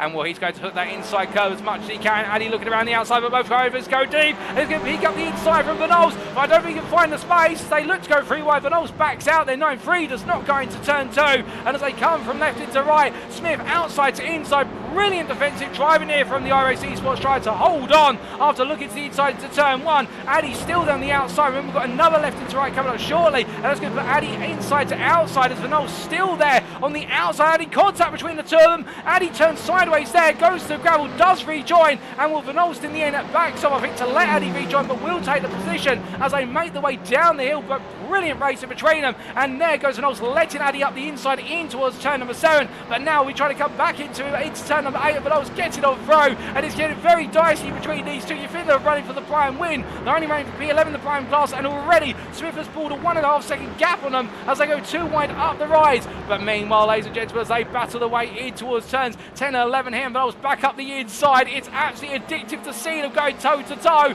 Well, we've got to let them go as Addy does get ahead for a brief moment for the simple reason that right now, as your leader makes his way in towards what will be turn number 15, holding an advantage of half a second as he makes his way on through the long left-hander. And I get the feeling, whilst Doble did look for the move on what was at the preceding lap, it wasn't to be, because in the first race of the day, to take the first ever NXTCC win at Mugello is going to be separations. Wojciech Swirydowicz, who takes the win by what is half a second over Mikey Doble, Luciano Witvoet P3. Daniel Downing takes the first ever prime win at the circuit. P4 for Goldwyn Motorsport ahead of Racewear, with Kremsonu completing the prime podium P6. Jamie Dory P7 ahead of Kieran Sharp, Alex Meredith and Benjamin McCluskey to complete your top 10. And Mark Ken will become the first ever AM winner at Mugello with a P20 overall for Full Tilt V Motorsport in an absolutely determined drive. P2 in the AM class will go to Mark Sykes, who did find his way ahead of Kevin Smith in the end in a three-way battle between them and Marcel Fridge.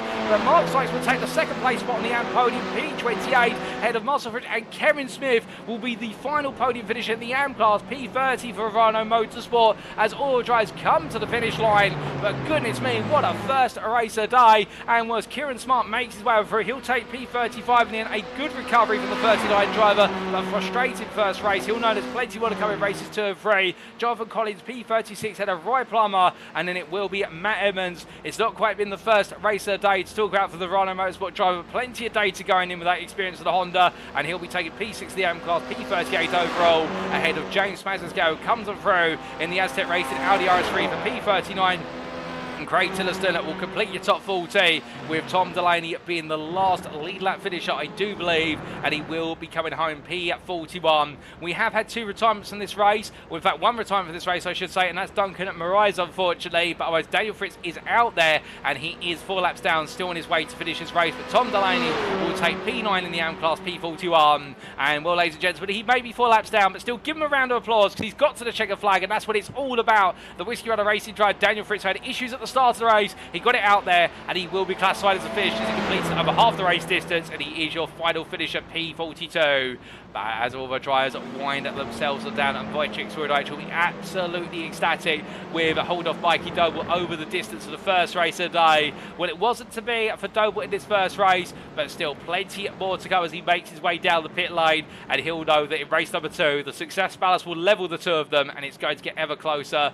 Daniel Downing into the pit lane, your Pro-Am winner, and well, it's been a long time since we've used the words Daniel Downing and Pro-Am winner in the same sentence, but that shows how hard this Pro-Am class has been this season to win it. And for Daniel Downing, he's finally returned to that form ahead of Reese One at Kremsonu, with what is Mark Ken now into the pit lane there. And I can see a number of you giving applause in the YouTube chat for Mark Ken, including Sideways Games, Howard74, and also all about the gyro in the YouTube chat. And well, as he makes his way on down, he'll be absolutely pleased with that. But to be fair, brilliant racing from all the drivers here, and showing exactly what this circuit Mugello is all about. And once they all come down into that pit lane, well, Mark Sykes there, your second place and finisher, just ahead of Kevin Smith in the end. And as they all leave their cars, it is time for us to take a look back at the race results, subject to any steward's inquiries, and here they are.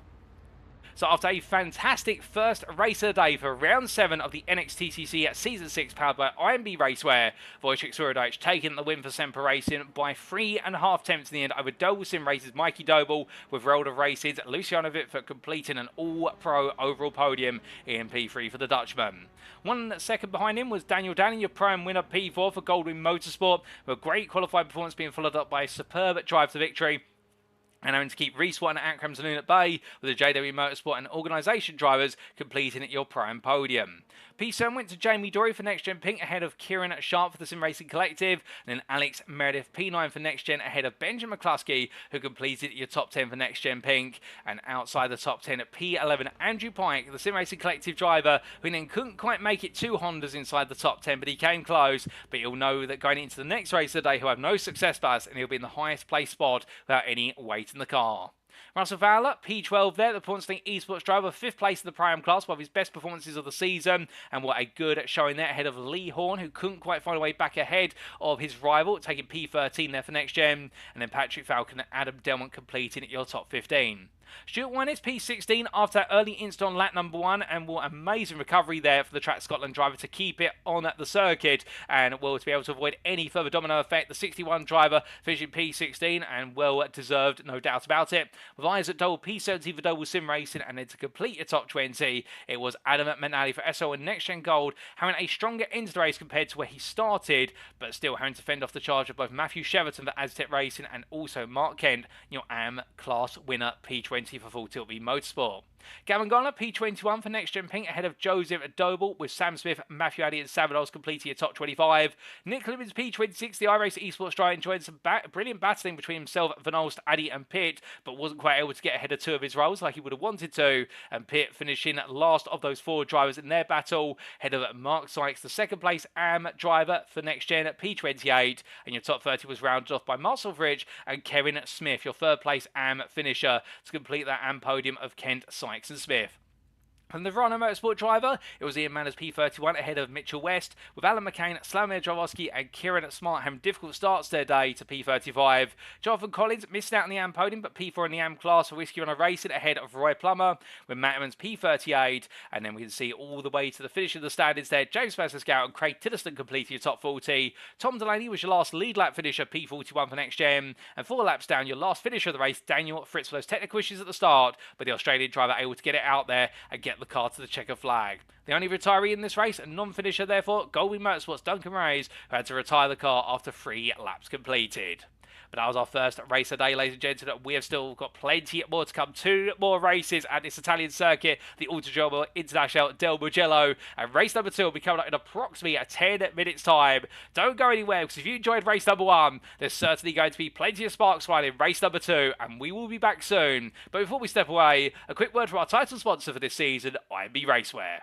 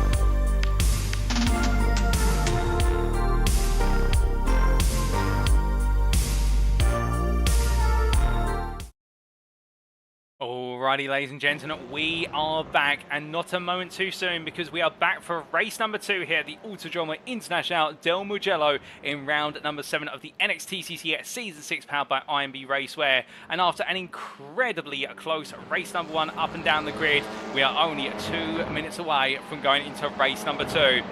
We thought, given the fact we're only a couple minutes away, it's only appropriate we get a quick interview with one of our drivers, and we're going to try and get a quick word with the man who took the win in race number 1, and that is with none other than Wojciech Swirydowicz. If we can get a word with him from the car, and well, as he gets himself set right now, we do try to catch a word with Wojciech. Wojciech, have you got a moment for a quick word? Sure, yeah, go ahead. Not sure we can quite make you out, Wojciech. That's the best I can do. Can you hear me better now? Yeah, there we go. We can hear you. A brilliant drive in race number 1 under a lot of pressure from Mikey Doble all the way through the race. It looks as though the weight's finally taken its toll on the Audi. I don't know. I actually feel bad I denied him that win because yeah, he tried a lot, but like I was still so good down the straight. He couldn't clear me before the corner, so yeah, I kind of feel bad for him, to be honest. Well, it was a close race in the first one, no doubt about it. And whilst you may feel a little bit bad at the fact he couldn't quite make the clearance into the corner, race number 2 is going to see the two of you line up on the front row again. Can we expect plenty of battling once more? We'll see, we'll see. It should be quite similar. I'm not too sure what weight was Mikey running. I think it was P5, but yeah, he might fall into clutches from Luciano as well, so it might be interesting. We'll see. Well, Wojciech, we won't keep you any longer. The race is about to get underway. Good luck in race number 2, and we'll see you at the checker flag. Yeah, thank you. See you around.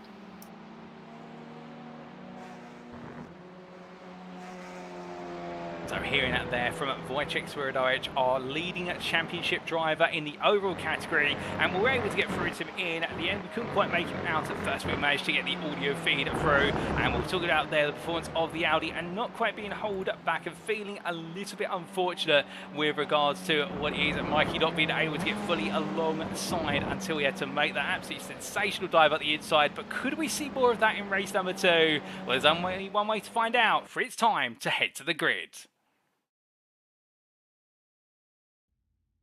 So the drivers make their way onto the grid for our second race of today. This is how they'll line up for race number 2. It's Wojciech Swirydowicz who takes back-to-back pole positions for Semper Racing, joined on the front row again by Mikey Doble for Doble Sim Racing. On row number 2, we'll have the pairing of Luciano Witvoet P3 for World of Racing, who swapped places on the grid versus Daniel Downing for Goldwing Motorsport. The Pro-Am driver will take pole position in the Pro-Am class again, and he will have the company of none other than what will be Reece Watt, who starts P5 for JW Motorsport. And on the third row, joining Reece Watt will be his rival Akram Zanoun, who starts P6 for the organisation. P7 goes to Jamie Dory for NXTGEN Pink ahead of Kieran Sharp for the Sim Racing Collective. Keep your eyes out for the leading Honda driver. He'll have a little bit of weight in the car now, and he may find himself having to battle harder to keep his places, as Alex Meredith will be right behind him, P9 on the grid for NXTGEN, and he'll be joined on the 5th rider grid to complete the top 10 by Benjamin McCluskey for NXTGEN Pink. Andrew Pike starts P11 for the Sim Racing Collective ahead of Russell Fowler for Performance Link Esports, and then we will be having on what is row number 7 the pairing of Lee Horn for NXTGEN and Patrick Falconer for JW Motorsport. Adam Delmont starts P15 for SL with NXTGEN Gold, and it will be Stuart Winus who starts P16 for Track Scotland alongside him, and Winus will be looking to recover, albeit no weight in the car as he goes into the second race of the day, so keep your eyes out for him making a charge through the field. As will Isaac Doble, P17 for Doble Sim Racing, and known as no success past in the car now, the 65 driver will be looking to try and make his way into the top 13. Adam McNally will join Doble on the 9th row of the grid for SO and NXTGEN Gold, looking to continue his way up through the field after a good race 1, with Matthew Sheraton for Aztec Racing and Full Tilt Motorsports Mark Kent completing a top 20, and the AM pole sitter there looking to make it 2 wins out of 2. He's got a sizable gap to the rest of the AM field, and well, between him and the AMs will be firstly Gavin Gardner for NXTGEN Pink P21, who's got Joseph Doble for Doble Sim Racing alongside on the 11th row. The Pro-Am pair of Sam Smith for iRacing Esports and Matthew Addy for NXTGEN line up on row number 12, and on row number number 13, it's Sam Van Alst for Goldwing Motorsport and fellow Pro-Am driver Nick Clemens for iRacing Esports. And we got to see some sensational battling between these two in race number 1. We can expect more of it in race number 2. Add to that as well, Jake Pitt for Aztec Racing, P27 on the grid. We'll have the company of Mark Sykes, who will be starting at P28, and he'll be second place in the AM class and looking to charge after Mark Kent with a gap of 8 places between him and his rival. Marcel Fritsch starts P29 for WS Racing Esports. The Austrian driver joined on the 15th row of the grid by Kevin Smith for Verano Motorsport. And then Ian Manners and Mitchell West, the two Pro-Am drivers for JW Motorsport and Mitch West Performance respectively, well, they line up on row number 16 ahead of Alan McCain, who starts off the 17th row of the grid for iRacing Esports, and it's finished by Slawomir Jalwowski for Semper Racing. Kieran Smart starts P35 for Track Scotland ahead of Jarford Collins for Whiskey Runner Racing. And then behind the AM driver, we will have the AM grouping of Roy Plummer for Next Gen and Matt Emmons for Verano Motorsport. Craig Tillerson for West Fusion of Racing, who starts P39 ahead of Tom Delaney for Next Gen and completes your top 40. And it's Daniel Fritz P41 for Risky Runner Racing, ahead of Duncan Rise, who looks to get the car out on circuit for the second race today for Goldwing Motorsport, and fingers crossed it'll make it to the end. He starts P42, and it'll be Toby Prosser who's made it onto the grid for the second race of the day, and the Aztec Racing driver starts P43 out of 43 starters. Well, all the drivers absolutely set and ready to go, ladies and gentlemen, and we're only seconds away from the starting procedure. The lights are getting ready to go on. Everybody's absolutely itching. It's Swirydowicz versus Doble for the second time today, but with equal weight now. Will it be Swirydowicz who could just break away from the start? We'll have to wait and see. As behind, keep your eyes out for Luciano Witvoet, who'll look to try and make some progress, but it's going to be the lights going on, and it will be one red light, 2 red lights, 3 red lights, 4 red lights, 5 red lights. And it's lights out and away we go for the second race today. Swirydowicz gets underway. It's a great start. Witvoet immediately on the attack here as he looks to try and make a move up the inside. Coming on down towards turn number 1, and as they do, Daniel Downing, the Pro-Am leader, holding on a little bit. Witvoet now looking to go to the pit lane exit in order to open up the space. They head down to the braking zone here, and as all the field begins to cluster on down, Witvoet on the inside as they roll off the anchors, and the blimp camera view gives you an idea of all the field making their way safely on through as they come up the rise through the opening corners. And as they do, coming down there to it is going to be Jamie Doyle, a bit of contact with what was Daniel Downing at Crimson Own. 2 wide there for the Sim Racing collecting cars with Kieran Sharp and Andrew Pike, as it will be Pike who gets ahead of Sharp, and in fact Pike's had a brilliant start up the order. Meanwhile, some flashing lights gone a bit further back. Mark Kent in amongst everyone and being elbowed down the order by a number of pros and primes. He makes a bit of rear contact there with the car of what was all good. It's all gone very, very wrong, however. As it's up the forwards, that's Russell Fowler, and also for company women, one of the Aztec cars, they've got to go further contact there, as that is, I believe, that's Mark Kent, who's been turned across the road, and more cars being spat off the road as they make the way down the hill. And well, as our camera almost gets taken out, that is why the JW Motorsport cars that's limping along. Also we've got the 660 there, James Spencer's gal, that's off at turn number 7. So whilst race number 1 was quite sedate, race number 2 meanwhile has erupted onto our screens, and we'll have to get a replay of what exactly has happened there in due course. But definitely race number 2 has gone absolutely manic on this opening lap, and we've still got plenty more battling to go, including Prosser versus Cheverton as the two Aztec Racing drivers go side by side. And meanwhile, contact there with Matt Emmons, who's turned sideways with some initial contact from Cheverton, and then also being tapped by Prosser at the same. And the Verano Motorsport driver will be absolutely fuming at that as he does rejoin the rear of the picture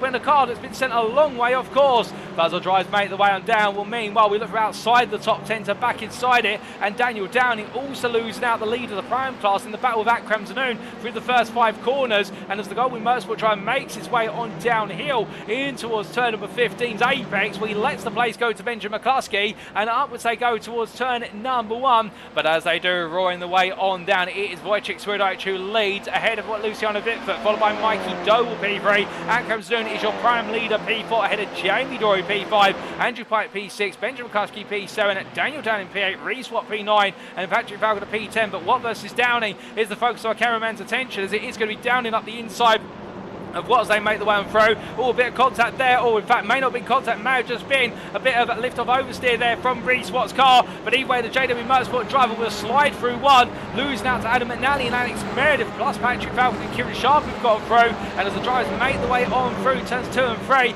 down towards 4 and 5, well, right now he's going to try and get himself back up to speed as soon as possible. But what I think will be a little bit frustrated at that, given the fact that now he's going to be behind some prime drivers who've got no ballast in the car, and therefore he's going to have to work even harder to get this Audi to battle its way through. But meanwhile, behind them, we do have Jay Pitt battling side by side with Joseph Doble coming down into turns 6 and 7. The Aztec Racing driver going a little bit deep on the wide, and as he comes down into turn 7, holds that inside line. Doble giving him the space to breathe just about, and the favour is returned as they make the way into 8, and Joseph Doble does stay ahead. As they come through turn number 8 up towards 9. In the long run they go. Behind them, Kieran Smart and what is there, Stuart Winders. Well, these two are together, albeit it would seem that Winders has lost 9 places overall, 5 in class. Meanwhile, Smart has gained 11 overall and 9 in the Pro-Am class. So mixed fortunes are track in Scotland, but they are together on circuit and they want to make some more places, given the fact we do have, of course, that reverse grid that starts off at P13 but can extend all the way to P23, and they'll want to get themselves inside there as they're currently P24, P25 respectively. As they come down through turn number 12, well, to update on the open lap instance, we will get some replays of those shortly, but no safety car to speak of, given the fact the road surface was cleared quite rapidly and the drivers have kept going racing. Meanwhile, in the AM class, we have got Jonathan Collins being battled with by Mark Kent. In fact, I think Kent's recently just found his way on past the Whiskey Runner Racing driver in towards turn number 12, and therefore Kent on a mission to try and go back towards what would be at least the podium positions, which he's into now, P3 in the AM class, but I think he wants more. I think he wants to go after Craig Tillerson, who is 3 places up the road, and then you've got Mark Sykes, a further, what is 7 places up the road by comparison. So it's a long journey right now for Kent and also for Collins chasing him as they make their way down towards turn number 1, but keep in mind, of course, that Kent will have the weight in the car, and this is going to give Collins an opportunity to come back in as they make the way in towards turn 1. Collins goes to the outside here, not using the pit lane, but opting to stay on the outside, looking to carry the speed all the way round at turn 1. Kent goes defensive, Collins better on the brakes here, goes in late on the brakes, and the rear is absolutely glowing red hot as we see a bit of an error for a driver who's gone wide. That is Prosser, who I believe has gone off at turn number 1 under his own volition, but Jonathan Collins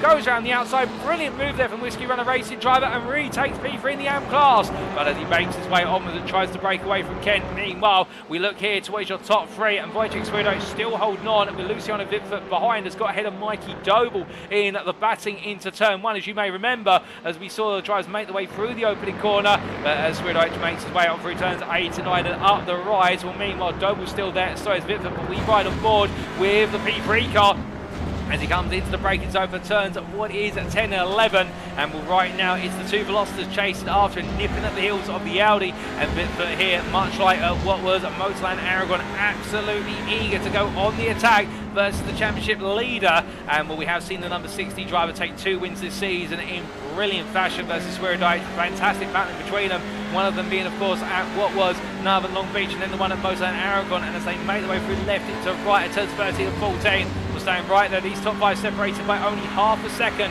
as they head down into the braking zone for turn at number 15. And well, right now it's all going to be about the patience game here, and who's going to be the first to crack under the pressure of this battle as they roll off the apex and onwards towards lap number 4 they go. As they charge their way up towards the timeline, you can see there in the draft, nobody really gaining or losing at this time, including Swirydowicz. That Audi just storming away as they make the way on the start-finish line straight. And meanwhile, further back, Adam Delman tucks in very tight there to the rear of what is Reese Watt, as Watt right now has got plenty of company from there, so an extra gold driver. I think he's trying to figure out which side he wants to go as they make the way on down, but meanwhile hold the fault there as we do have 2 wide from Doble versus what is Witvoet into turn 1. Side by side they go into turn number 2 now, and Doble right on the ragged edge there of track limits as they come through 3. Witvoet squeezed in, but giving him enough space to breathe or thereabouts. They come out 3 in towards 4-5 they go. Doble backs off, tucks back into the toe. Meanwhile, Ankramson, your leading Pro-Am driver, watches on from behind as they make the way through left into right.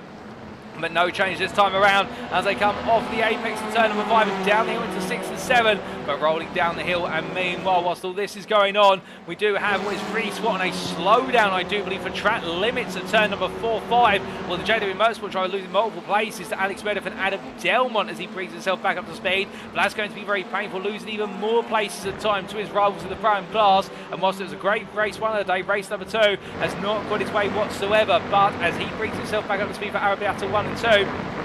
Meanwhile, we look back to Track Scotland cars that are sandwiched in behind what is Alan McCain, the iRacing Esports Pro-Am, as they fight for P10 in the class, which is P23, an important position because that is the last of the eligible reverse grid draw places. And well, meanwhile, Winus has got Moraes behind him, and Duncan Rise right now absolutely eager to stay one step ahead as we look back from the rear on the P23 car, the 212 of iRacing Esports, Alan McCain, as he makes his way in towards turn number 12. And well, this Honda, in fact this Hyundai I should say, the Hyundai Elantra, will be feeling quite comfortable in the fact he's battling with his fellow brethren.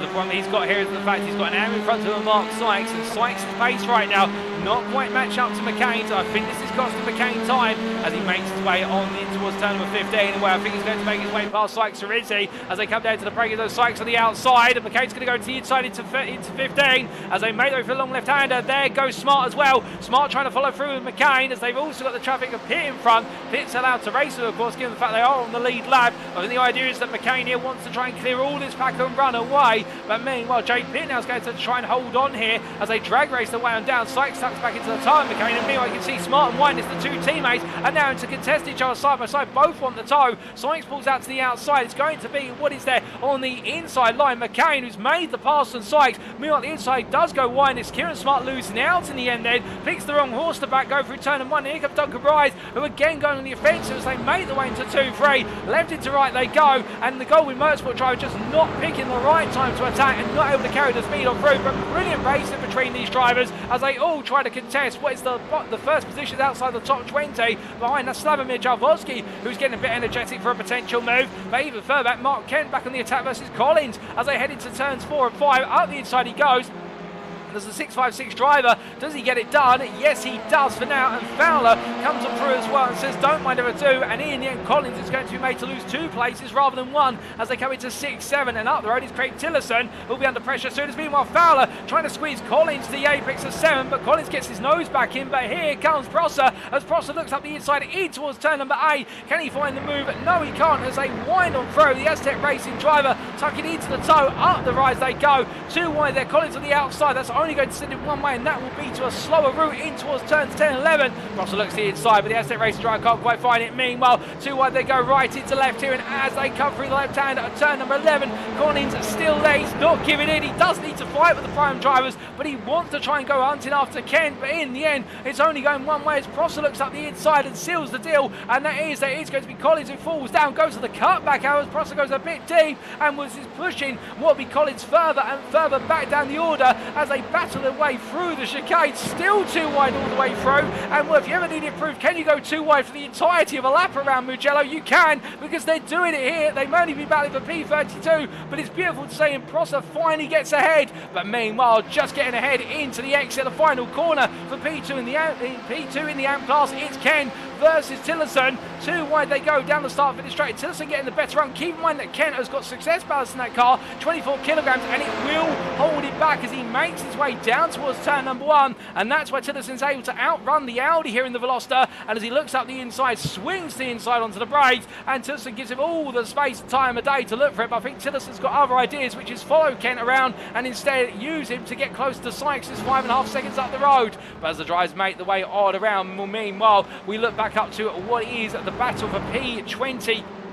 P21 we should say, and this is Jake Pitt right now, who's guiding a long line of cars as they make the way down in towards turn 6 and 7, and that is going to be Smart on the inside of McCain, into the right, into left, and well, McCain goes a bit wide there given the space, but that's going to make it even more because he rejoins Winers, gets on through as well, and Jake Pitt right now will just be praying, he'll be channeling the thought process that he just wants to break away. Oh goodness me, in the rear of the picture, sideways moment there for I think was Duncan Moraes, who I think was in contact with one of the drivers around him, takes to the grass there as he gets the car back under control. Was there attack from either McCain or Slavomir Jarvosky? We're not quite sure. It may have been Nick Clemens, but it's gone wrong for Duncan Moraes, and he tries to bring it back together as he's now got Mark Sykes behind him.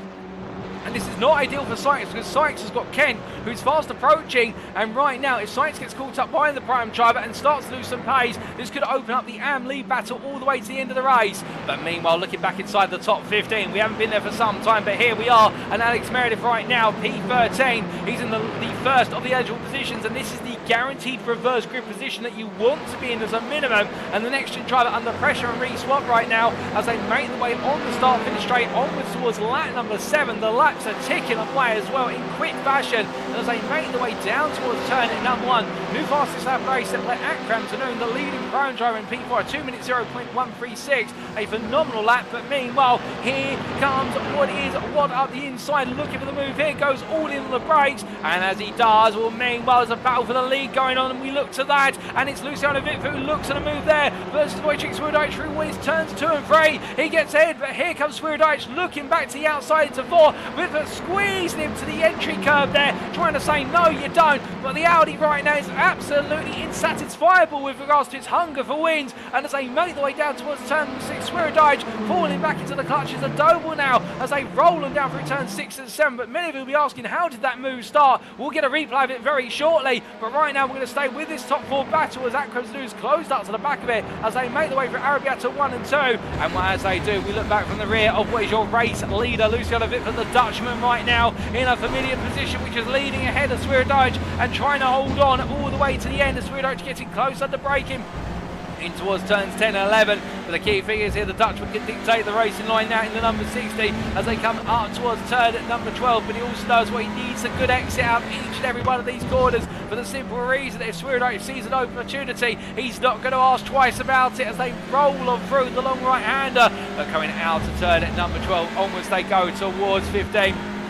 And at the back of this pack is Andrew Pike, as in fact the top, what is 9, are now separated by only 4 seconds in this long line of cars. It's absolutely close between them. How close everyone's getting as Doble takes a peek to the inside there versus Swirydowicz. Not close enough to get his nose in, but trying to say, don't forget about me. But as they make their way onto the start-finish straight with Witvoet right now with 3 laps to go when he crosses the timeline this time around. We'll know there's not much longer in this race, but he's still got to hold on. He still wants to make these laps count, and gradually the Audi inches closer and closer as the tow begins to accumulate, and Witvoet goes to the outside here, swings back to the inside at the last moment, making sure to force Swirydowicz all the way round. Meanwhile, Doble looks in the middle. Can he find it? No, he can't. Tucks it behind Witvoet, hoping that the fellow Velocitri can carry the speed up the hill from turn number 1. Almost in, there they go. And as they make their way into turn number 2, Doble has to back out once again with Zanoon. Also Pike, McCluskey, Dory, Downey, and also Falcon are all together in the long line of cars as they make their way down towards turns 4 and 5. But as they do a runway there from Daniel Downing in P8 as he tries to push after Akram Stone.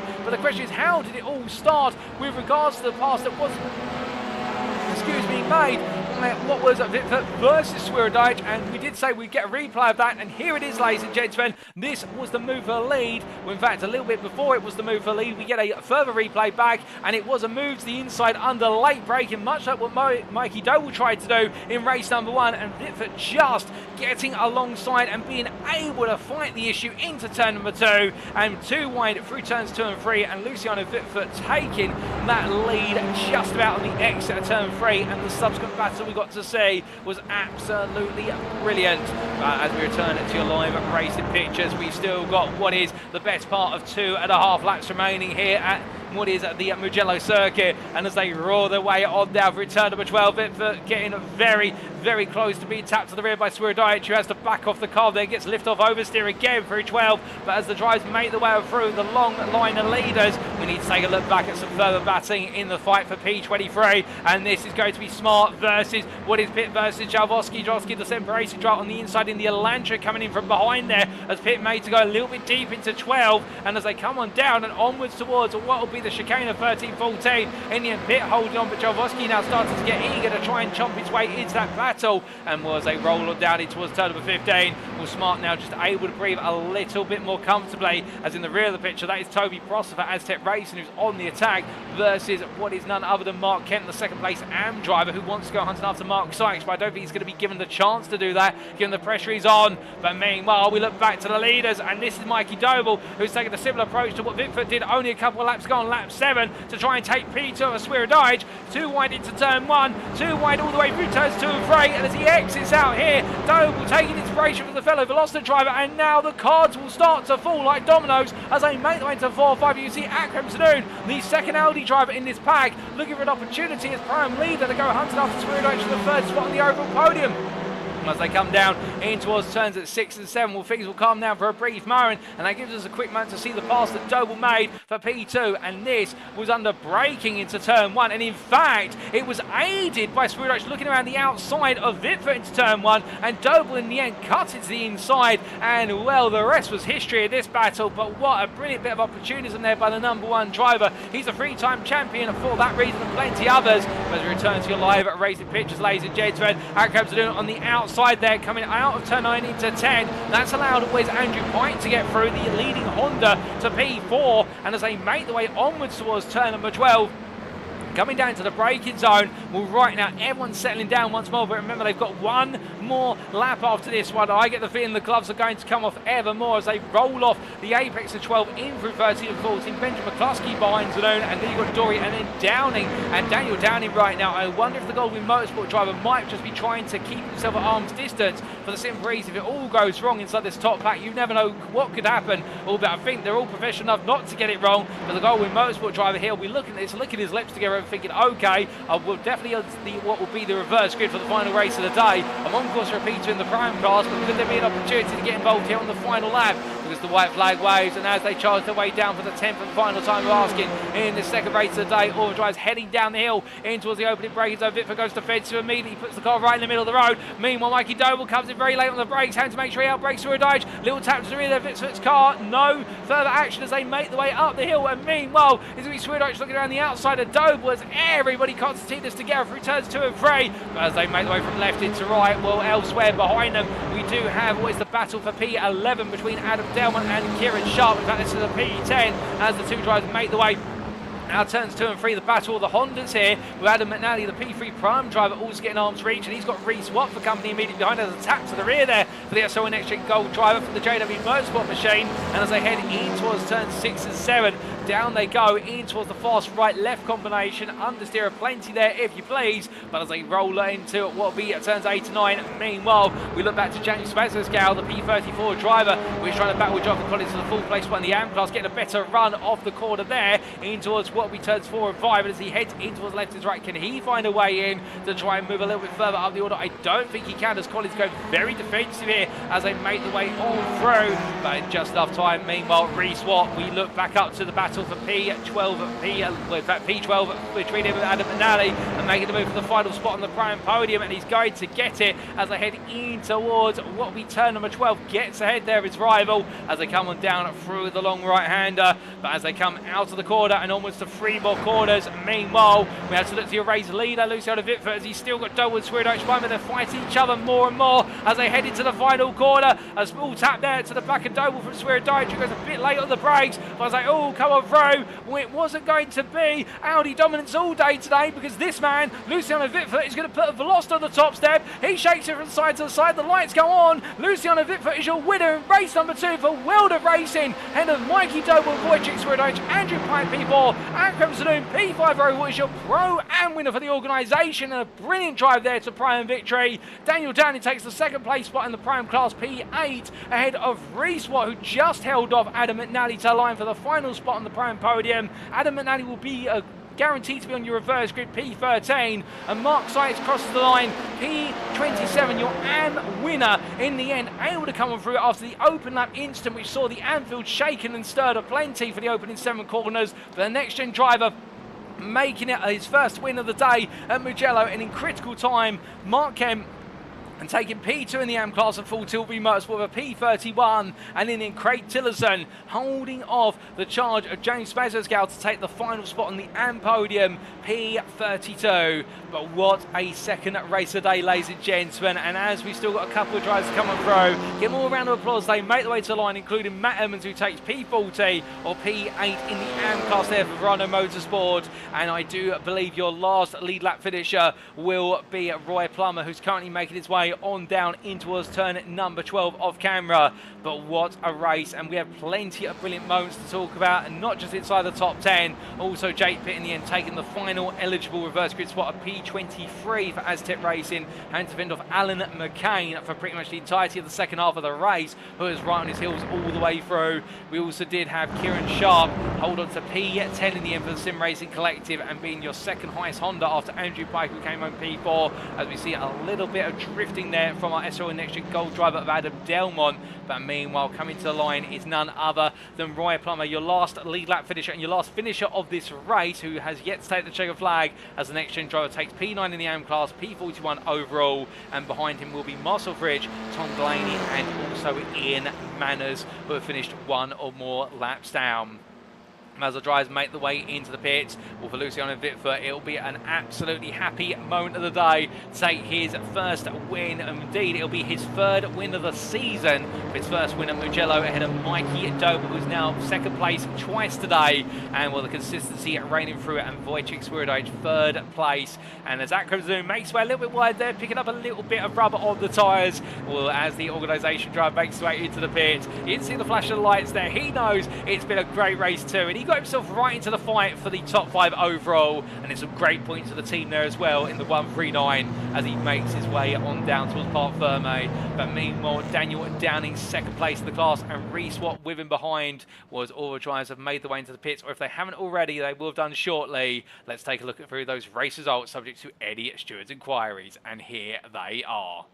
So after an absolutely intense second race of the day in round 7 of the IMB Racewear sponsored Next Gen Racing Touring Car Championship Season 6, Luciano Witvoet making his first win of the day for World of Racing by what was 6.5 tenths in over Mikey Doe, who just for Double Sim Racing managed to outdrag Wojciech Swirydowicz and Semper Racing's Audi to the finish line.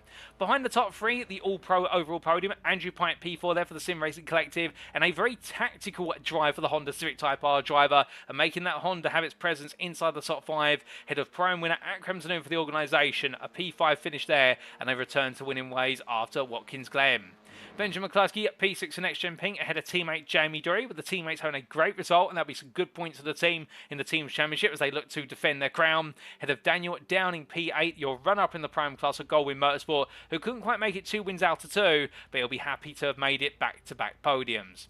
Patrick Falcon of a JW Motorsport, another consistent finish to P9 ahead of Kieran Sharp, making a double top 10 for the Sim Racing Collective Hondas, and then Adam Delmont P11 for SRL Next Gen Gold, best of the rest, head of third place Prime finisher Reeswap P12 for JW Motorsport, who completed the Prime podium of Zanoon, Downing and Watt.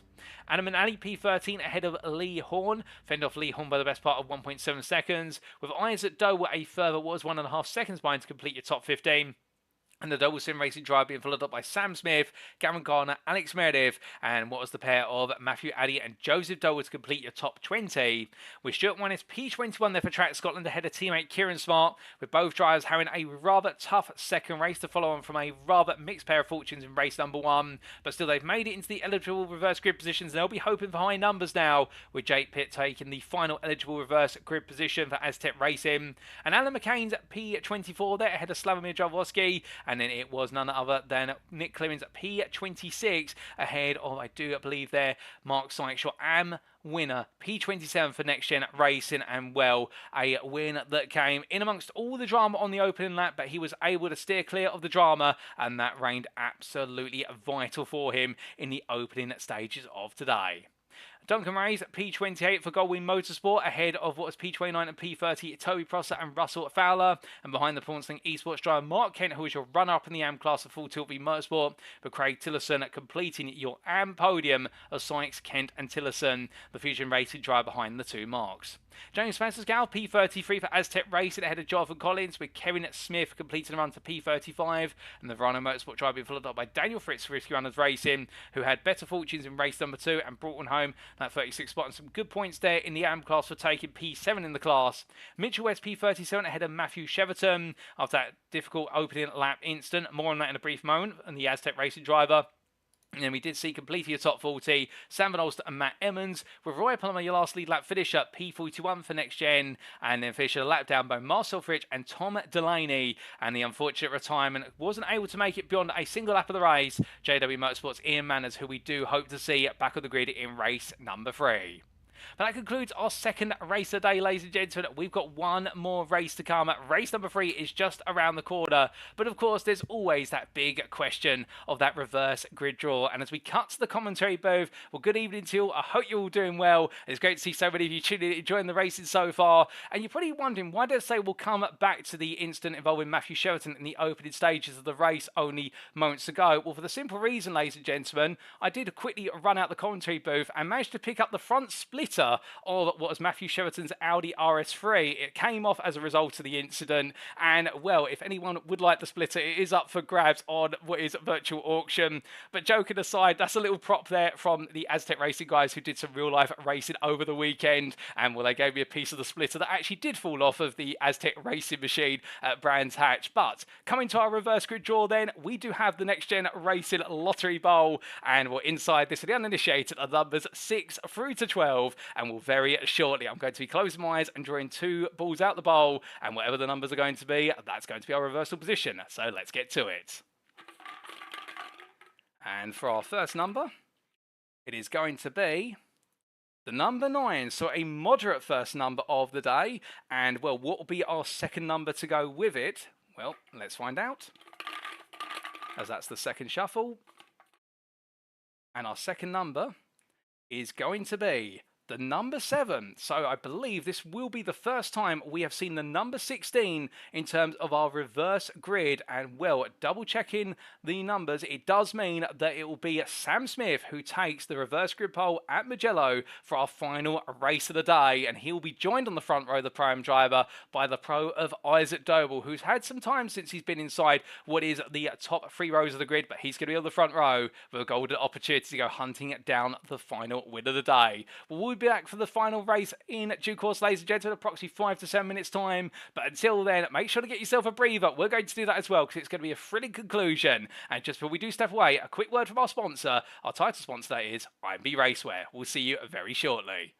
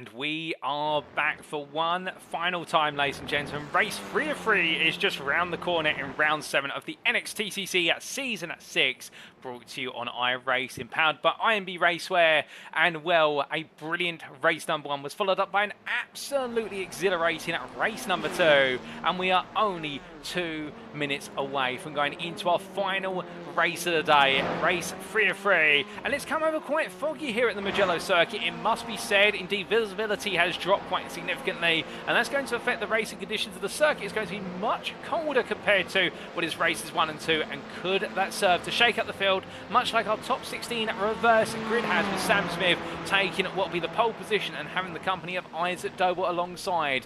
Well, as we get ready to see, we say hello to a few of you who've joined us since what was race 1 into 2, including Cup there in the YouTube chat, also Matt Shiverton, and all of you enjoyed the little bit of the gag there with regards to the front splitter. And well, to provide you a little bit of actual context, it was off the car being driven by both Gabriel Yilmaz and his father, whose first name escapes me, and I do apologise to Mr. Yilmaz Senior for that, and I can't quite remember the team name as well, but they were racing at Brands Hatch Grand Prix circuit over the weekend, and that was part of the splitter that fell off their car in qualifying, and we didn't quite get to go racing in the end, but they definitely did have a good day, and it was great to meet up with all the team at Aztec Racing. And well, if you're ever at a race venue and you see me around, I'm more than happy to say hello to yourself and all the people and whatnot, because that's what makes motorsport great. And we are here for some absolutely brilliant motorsports. We also say hello to Alejandro Ulate there in the YouTube chat. I may have butchered your surname, Alejandro, and I do apologise if so.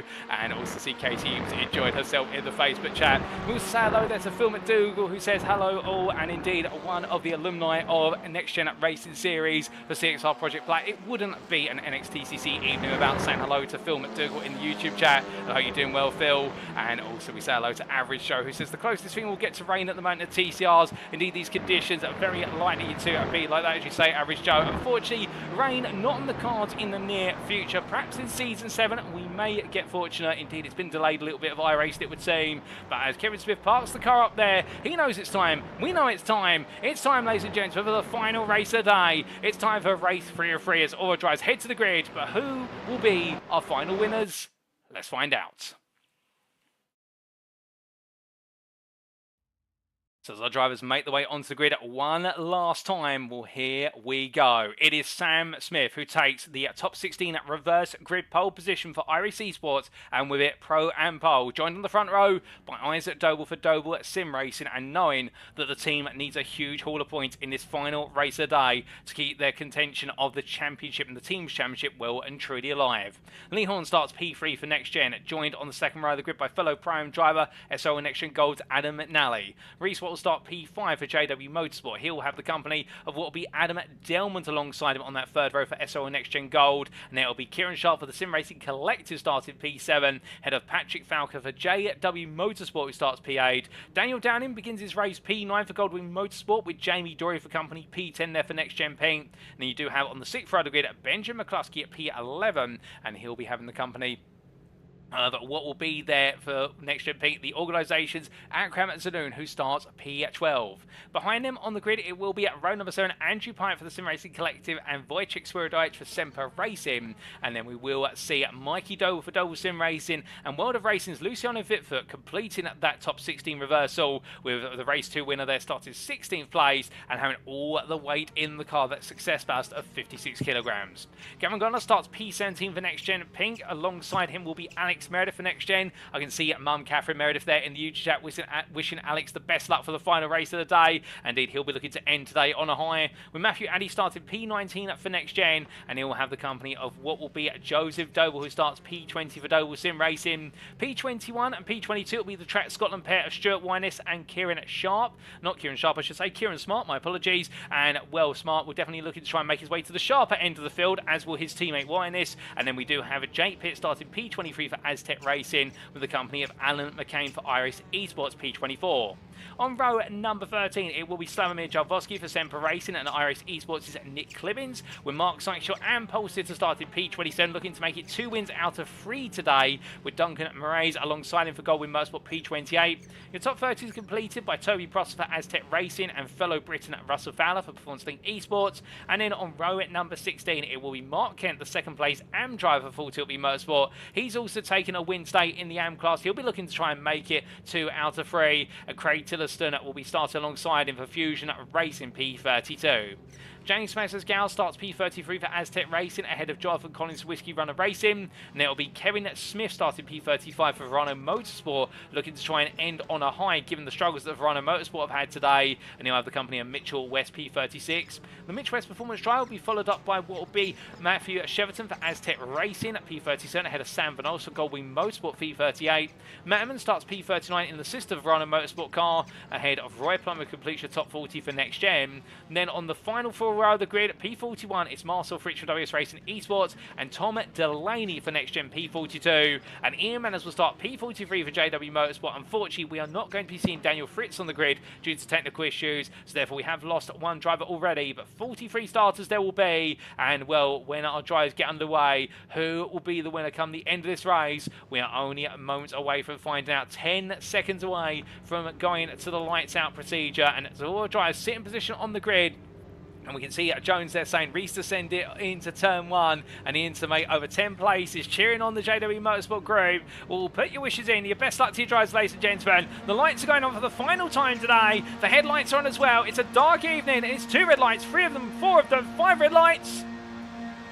And it's lights out and away we go for the final race of the day as Sam Smith looks to get a good start, but Isaac Dole the better of the 2 as they make the way down. But Smith in the second stage gets the launch he needs as all the headlights ominously make the way over the crest and down into the opening corner. But as everyone makes their way down to the braking zone, Isaac Dole looks right, he looks left. And in the end, he'll look to go around the outside into turn 1 as they all come up through the opening corner. Adam McNally a bit further back and looking around, but meanwhile we can see that Jamie Dory having to go a long way around the outside, being elbowed slightly out there and therefore losing places, as meanwhile Patrick Falcon and Adam Delman going side by side through turns 2 and 3. A bit latency there for Kira Sharp, but the car returns from the ether, and as they make the way down, everybody has safely made it through the opening corners minus Duncan Moraes, who's gone around on the opening corner. We're not quite sure what's triggered that, but I believe we've got some further drama down the order. Car going slow as Nick Clemens on the inside there into turn 4. In fact, car pointing the wrong way, and that I believe is the car of what is, I'm not quite sure, I think that's that's Mark Sykes who's been turned the wrong way down into turns 4 and 5, so we'll have to get a replay of what's happened there very shortly. But for Mark Sykes, it's gone very, very wrong in the early stages, but as all the drivers come charging on down, it means that Jonathan Collins is now your AM leader ahead of Kevin Smith and Mark Kent as they make the way up the rise. But as they come through about to corner, it's 2 by 2 a bit further back, as that is going to be Russell Fowler and Nick Clemens to the foreground. In the background, the spot of our focus is going to be Sam Van Os, who ejects himself out of turn number 9, looks to make it 3 wide in the middle between Fowler and Clemens, but Indian has to back off. 2 wide, they go into the braking zone here as everybody getting hold of the brakes, needs cooler conditions. Out foxing a few drives as car goes sideways there. That is Kevin Smith who's fallen by the wayside as Mitchell West avoids the way of Verano Motorsport car, as does Tom Delaney. And with Verano Motorsport, the bad luck continues to keep resonating for Smith at least, as Evans meanwhile is carrying on. He's in P3 in the AM class right now and battling here with James Smassersgal for that final podium position in the AMs. But as they make the way on through the chicane, meanwhile we look to your leader as he comes out the final corner to go on to lap number 2, and it's Sam Smith who still leads only by a hair as he's got a tenth's advantage over Isaac Doble. Doble looking from one side to the other once again as the fog continues to obscure the view of the drivers, and you can imagine how they're having to contend with this as they make the way down towards the braking zone for turn number 1. As they head on down, Isaac Doble looking around the outside. Will he be able to go for the move here into turn 1? He's going to feel confident about going for it. Has he got enough of the brakes? Smith will fight this hard, knowing it's a golden opportunity for Smith to pick up a huge haul of points. He's got plenty of pros behind him who also feel the same way, and Smith holds on against Doble again into turns 1 and 2. But from Smith and Doble, it's Lee Horn P3, Adam P4, Reswap P5 will be Adam Delman now trying to squeeze his way through on the inside through turn number 3, and does so just about. But he's going to be on the outside to turn 4 as they make the way down into the braking zone. It's still too wide all the way through. Delman in the end, outside to inside. This will keep him safe and keep him ahead for now, but what will still try to contend the issue all the way way into turn 6 and 7. And you see that Audi just able to pick up the speed in these medium speed corners as they come down and in. And outside to inside goes Witvoet and gets the place back. Delman trying to get his nose back in, using the road whip to his advantage. Watkins' face, contact between the two. Witvoet pushed wide. Adam Delman slides. Both of them off the circuit there. No grip available to them. Adam Delman rejoins. Witvoet rejoins. They both rejoin, but they lose combined the best part of 7 places each as they bring themselves back onto the racing line. And as they do, well, that is going to be upsetting for both drivers there, and will they'll both be irritated with that. But meanwhile, Patrick Falconer now moves into P5. He's got Kieran Sharp for company behind, and it's Wojciech Swirydowicz, P7, and Daniel Downing, Benjamin McCluskey, P9, and Andrew Pike completion top 10. But meanwhile, Downing here absolutely trying to stop the hustle and bustle behind him from making its way through, as that's giving McCluskey trying to go all the way around the outside at turn number 12. He'll use the momentum of that velocity, but he can't find his way through. And now Pike is looking to get in the mix as he makes his way on through into the next braking zone. But we ride on board here with a Sim Racing collector car looking down over the roof, going defensive versus Witvoet behind, but also trying to take a cheeky peek up the inside of McCluskey into the final quarter. Can't quite find it this time around as he rolls off a turn 15. And in the tyre wheel, build up the speed here, but Witvoet and Doble, as in Mikey Doble, are just behind him. We'll also know it's a long line of cars, and everyone will have to tail one another as they make their way down towards turn 1 once again. But as they do, meanwhile, we look to your leaders here, and Isaac Doble this time on the inside to turn 1. He couldn't get there on lap number 2, but on lap 3, he finds the much coveted position and goes all in on the brakes, and Isaac Doble takes the lead here off of Sam Smith, and Lee Horn immediately tries to get involved here, tries to say with one place can be gained, another can as well. But Sam Smith, wary of what Lee Horn's playing, and immediately shuts the door firmly in his face as they make their way out of turns 2 and 3. But as they do, Horn now having to try and get back into the mix of Smith, looking around the outside versus Doble, not quite able to find it through turns 4 and 5. Meanwhile, Adam McNally also waiting there in the wings, and McNally needs this result. He needs to try and go for the win in this Prime Plus, given the fact that right now his main championship rival Lee Horn has had a better day at the races at Mugello by comparison. This could level the championship, not see Lee Horn take the championship with 3 rounds to go. But as they head in towards Arrabbiata 1, well, right now McNally's still there, still just waiting. He can't seem to find a way through. But as they head up the rise and through turn number 9, we're very shortly going to get a replay of what happened to Mark Sykes on the open lap as McNally runs very wide deco through the corner. And meanwhile, Alex Meredith is run wide at Arrabbiata 1, where he's losing places here by the dozen. And when I say the dozen, in fact, that's an exaggeration. He's lost 4 places. He's going to lose 5 there to Prosser, who looks up the inside in turns 10 and 11. And as they come through the left-hander here right now, it's going to Prosser who gets it hooked up on the exit and will make that move count. And Alex Meredith drops down to the P23 after what was a good start, but it's gone in the wrong direction. But Mil Jonathan Collins up the inside of J Pitt decides to go all in there versus the Aztec Racing driver. Through the right-hander he goes, and the Whiskey Runners Racing driver making a nice move and will flash the lights now. I think tried to now get into the head of Meredith in front. I think Collins is here to race in this final race of the day and will go not just for the AM win, but also as many overall places as he can. But meanwhile, Lee Horn has got ahead of Sam Smith on the end of this lap, and we'll get a replay of what happened there shortly. Isaac Doble leads ahead of Lee Horn, followed by Adam McNally and Sam Smith, and Patrick Falconer now is encroaching close to the rear of Smith as they made the way to lap number 4. And I think the JW Motorsport driver's got his eyes set on taking an overall podium here before this race is said and done. But to do so, he's going to pick them off one by one in terms of those prams, and Smith is going to make it much harder than I think Falconer would like it to be as he defends hard into 1. As they make the way up the hill towards turns 2 and 3, we get a quick replay of what happened to Mark Sykes on the opening lap. And this was your AM leader as he made his way out of turn 3, and in the end contact with the number 13 and Nick Clements that sent Sykes spearing off the road, and well, disaster there for the 666 driver, and that is what happened to your AM leader. And meanwhile, we come back and that's Patrick Falconer pointed the wrong way. What on earth has happened there? Well, it's gone very wrong and very shortly for Patrick Falconer. He gets the car stopped before it rolls its way onto the racing surface, but the JW Motorsport driver's embedded in the gravel right now and is trying to get the car back in the right direction, but you can immediately get a replay of what happened there. Well, it came down, Wojciech Swirydowicz in contact there under braking with, I do believe, what was the car of, well, unless I'm mistaken, the Iris Esports car, and I think that was I'm trying to understand which car that was, but that sent Patrick Falcon into the spin there. Swirydowicz almost ends up in a two-way incident, but in the end able to survive it, but Falcon are not, and I would imagine that the JW Motorsport driver will not be too pleased with that and might be having words after the race. But I think there was more to it than meets the eye in the iRacing Sports car. I think of what was there, Sam Smith being involved in that one, unless I'm mistaken. But either way, and we'll have to take a look back at that another time. I think that will go to the stewards after the race. Well, meanwhile, we'll look a bit further down the order to Mitchell West, who finds himself under a bit of pressure here from Russell Fowler as they make the way down through turn number 12. And just in front, there's a bit of battling between Clemens, Emmons and Smagsgale as they head out of 12 in towards 13-14. When see there, Just Jimmy in the YouTube chat cheering on Mitchell West from Diggers Rest. And well, right now, the Mitchell West performance driver, he's had a difficult day so far in races 1 and 2, but he's enjoyed a bit of battling with Russell Fowler. The two prime drivers go toe-to-toe,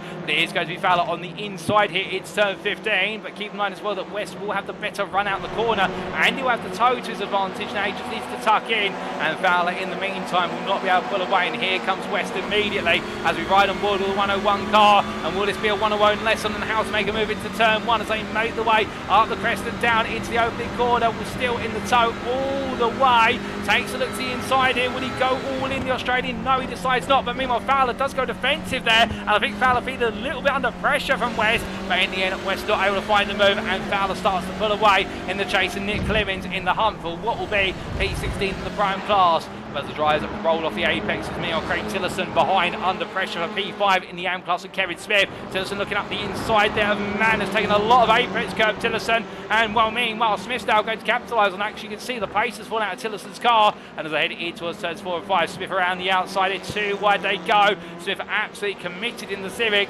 and getting the move done. Then the Veloster drive falls back in a very colourful livery, it must be said. But as they make their way down into turns 6 and 7, Smith makes the move for P5 in the AM class. And meanwhile, whilst all this is going on, we come back to the leader of the AM class, and this is Jonathan Collins, who's under pressure as they head up the rise for Albata 2. And as they do, we ride on board and look back for the rear of the Whiskey Runners racing machine, and the 1-2-3 has got something it never wanted to see in its sights behind it, and that is Mark Kent, who right now, the second place AM driver, winner in race number 1 in the AM class today, will be very eager to make it 2 wins out of 3, and that way he can close the gap to Mark Sykes at the top of the championship, albeit it's a long way to go to Sykes' advantage, but still there are rounds to go, and that's exactly how you bring it down one by one. But as Collins tries to hold on here, trying to hold on for his maiden win in his AM championship career, as he comes through turns 13 and 14, here comes Kent. Kent thinks about it to the inside as he goes to siphon in on the brake. He is going to go all in here as Collins holds around. There's contact between the two, and both cars coming together. I think Collins planning to turn in, but meanwhile Kent going in late on the brakes,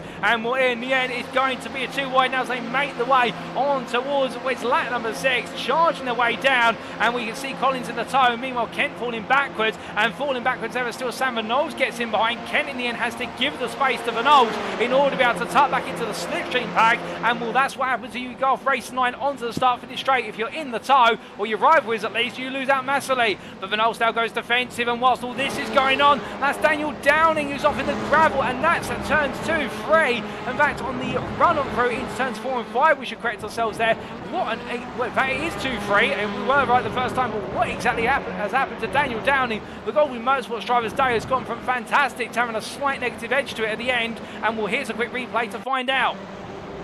On the run up the hill, and that is with Mikey Doble there. The two cars getting hooked together, coming out to turn number 1 into 2, and what I think in the end both drivers trying to battle for that inside space, and Downing being ejected onto the gravel, but our camera not being most flattering for the instant for either driver, and well, I think the stewards will have plenty more camera angles should that go to review after the racing today. But meanwhile, when we return to your live racing pictures, we are starting to see further battles at the front of the field, and well, off camera Kent has got back ahead of Collins into turn 2 and 3 as we understand for the AM lead, and well, as I try to make the way on down here, we're looking at the battle between Andrew Pike, Luciano Witvoet and Wojciech Swirydowicz for P7 as they're coming down through turn number 12 for the 6th time in this race, and as they roll off the right hander into the chicane with Witvoet right now with what is that maximum success ballast in the car, absolutely struggling in terms of speed through the corners. You can see the World of Racing drive having to go defensive into turn number 15, and meanwhile Pike in the Honda absolutely alive right now, trying to find a way through it for what will be another place, but Witvoet absolutely digging as much as he can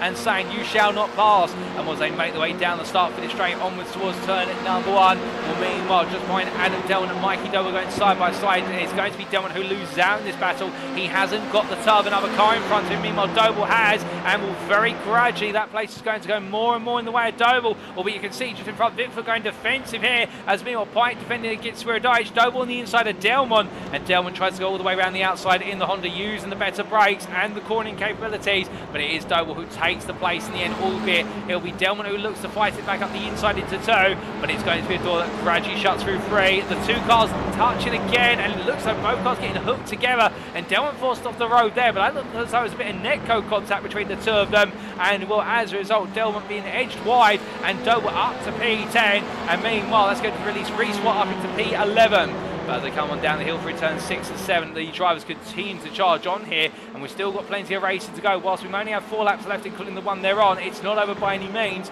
And a bit further down the order at Krebs-Dome, after what has been a challenging start to this race, will right now trying to make his way on past Adam Delmont for P12, and well in front of him will also be Reece Watt, the 4th place prime driver, and Zanoon after that brilliant race number 2 win, will right now experiencing the 32.5 kilograms of success balance in that Pro and Audi RS3, and knowing those are going to cost him a lot of speed when chasing after these Pro drivers who would naturally have a little bit more pace than him perhaps, or at least equal pace, and therefore the weight is what takes the pace out of the car.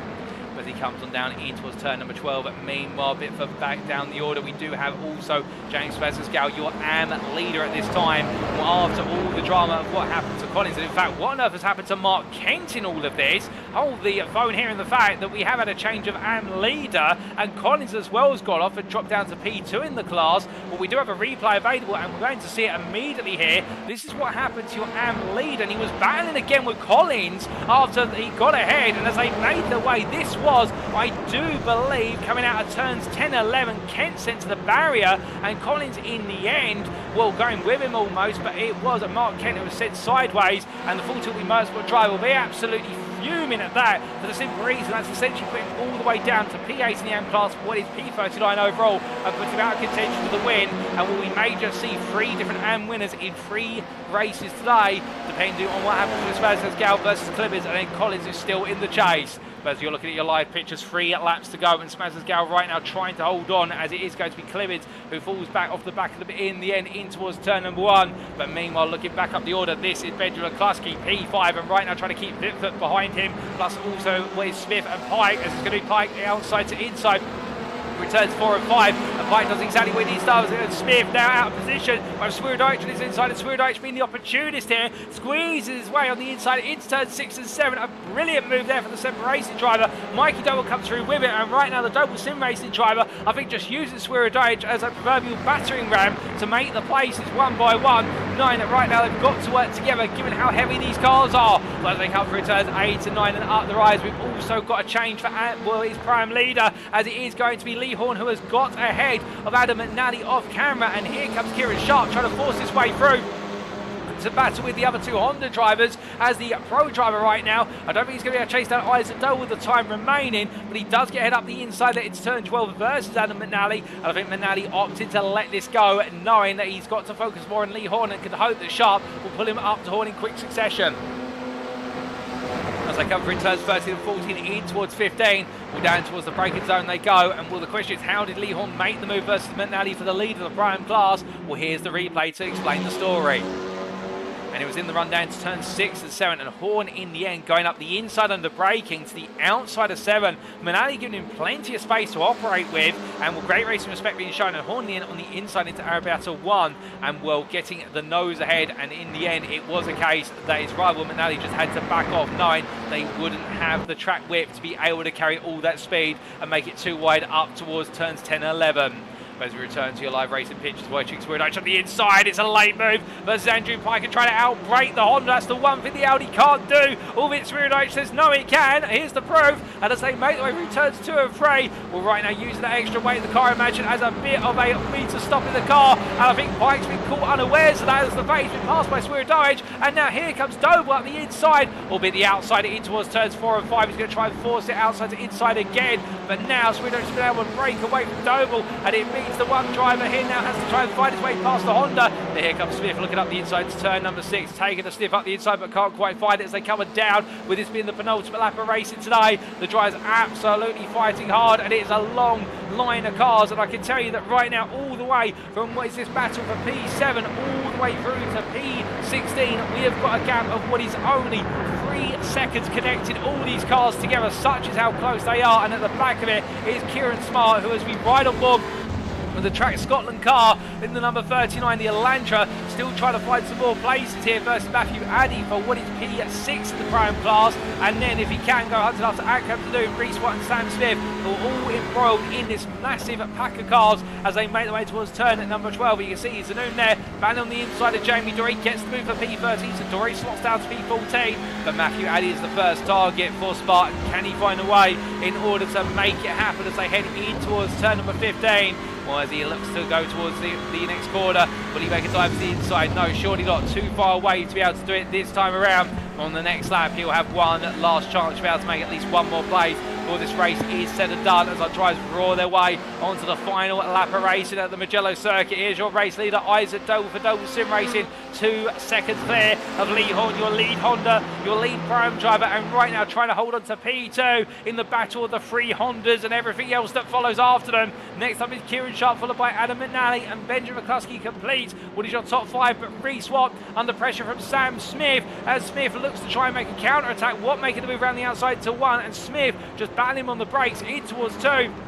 And it is Sam Smith who gets ahead in the end. Oh, goodness me, contact there between Smith and Watt, and in the end unsettling Watt's car, and Watt being sent around the car, stuck with the apex, reverses it off the road racing surface, but everyone trying to make the way around, and Watt in the end does get it turned, and I think there it might be short tempers between the 2 drivers, and in the end it was going to be the situation whereby we looked as though not Adam McNally, but was Benjamin McCluskey or one of the drivers just with them getting embroiled in the instant, but even, in fact it was Adam Delman, I should say, who got embroiled there, and I think Adam Delman had nowhere to go after the instant started, and he just had to plough on through. But as we return to what is the lead battle hit, in fact not the lead battle, but the battle has passed by what is the Stricken 3 squad. Wayne Crampton here ahead of Matthew Addy as they make their way up the rise, and what Addy's still on the offensive with Smart just behind, and here comes Smart looking up the inside. Addy, we said he'd look for it into this final lap, goes all in into turn number 10, side by side they go, in towards 11, elbows out there from Addy. Smart backed wide to a bit, and as they make their way down towards turn number 12, well, right now I think Kieran Smart won't have any other opportunities here unless Addy makes a mistake on the final couple of corners, but one thing that Addy doesn't make is mistakes this late in the race. And meanwhile, as we look back to the battle for P2, it's Lee Horn who is still holding on. He's clinging on for dear life at the head of a long pack of Hondas and everything else that's followed on through, but meanwhile at the front of the field is Isaac Doble as the Doble Sim Racing driver makes his way out of the final corner. It's a run to the line, but he'll be comfortably clear, and our 3rd winner today, we're 3 winners in 3 races, and it's Isaac Doble for Doble Sim Racing who takes the final win at Mugello ahead of your Prime winner Lee Horn, who holds on to P2 for NXTGEN. Kieran Sharp P3 to complete the overall podium ahead of 2nd place Prime driver Adam McNally P4, Benjamin McCluskey P5 ahead of Luciano Witvoet, followed by Wojciech Swirydowicz, Mikey Doble, Andrew Pike. Sam Smith comes home P10 to complete your Prime podium there in 3rd place in the class, and we've still got more drives to come on through, and James Mackle's making a habit of this. He takes the AM win once again in race 3 of the day, P28 for Aztec Racing, over all the drama from all his rivals around him, and it will be Matt Evans who comes on through to take the 2nd place spot in the AM class ahead of Jonathan Collins, who takes the final spot there, P32, P33 between the 2 drivers. And well, as the rest of the field make their way to the timeline, Tom Delaney will come home P38 ahead of Mark Kent, who's in, well, I believe Mark Kent may have already had to get out the car due to an issue with the car, which if so will drop it from P39 to P40, as I do believe in fact Mark Kent's had a retirement on the final corner, an issue with the car that's seen it had to be towed right at the end of the race. So Duncan Race will come home P39, and it will be Stuart Wyness who's still on the lead lap, albeit he's making his way through turns 10 11. It'll be your final lead lap finisher, P41, but Duncan Race crossing the line there to take P39. But as he does so, well, what a race, ladies and gentlemen, and credit where it's due to Isaac Doble, who after taking the lead off of a very defensive Sam Smith, you can understand why the Prime driver wanted to force everyone back towards each other. The Doble Sim Racing driver bringing on home not just another podium, but also a fantastic overall win. I do believe that might be his second of the season. It may in fact be his first, but either way, what a result there for the Englishman as the number 65 driver makes his way on through. But as he does so towards the pit lane, we must see Stuart White's come to the finish line. It hasn't been the best day for Track Scotland, but he will take P40 there, and we're always good to see him make it to the checker flag, indeed, for all the drivers, and picking up the spot of Mark Kemp with that late retirement, who is demoted to P41. But with all the drivers making their way towards the pit lane, we also do look to Lee Horn, and will your Pro-Am winner, second place overall as well, and NXTGEN getting a huge haul points, and Horn having to do it the hard way in fending off the fellow Honda drivers, Kieran Sharp and Adam McNally, and McNally needed a P2, but not able to finish ahead of Lee Horn in this race, and therefore the championship battle at the top of the Pro-Am class will now have been blown wide open as a result of this round, with only 3 rounds to go. As all the drivers come into the pits, James Mazesgal continuing his results and his consistency in race 3 in particular, and keeping his aspirations of chasing down what is the top 3 in the AM class well and truly alive in the championship. But as all the drivers come into the pit lane, we take a look to the scenic view and to those race results subject to Eddie Stewart's inquiries, and here they are. So after an absolutely fantastic end to the racing today in race 303 of round 7 of the NXTCC Season 6, powered by IMB Racewear and brought to you on iRacing, Isaac Doble taking the overall win there for Doble Sim Racing by 1.7 seconds over NXTGEN's Lee Horn, your Pro-Am runner-up there overall, but no, in fact, your Pro-Am winner in class, but runner-up overall for NXTGEN, head of Kieran Sharp for the Sim Racing Collective with a deserved 3rd place, having to battle hard all the way through, but finding his way past Adam McNally just at the close. And we'll speak of the SRL with NXTGEN Gold driver, taking 2nd place of the Pro-Am class, but P4 overall in the 478.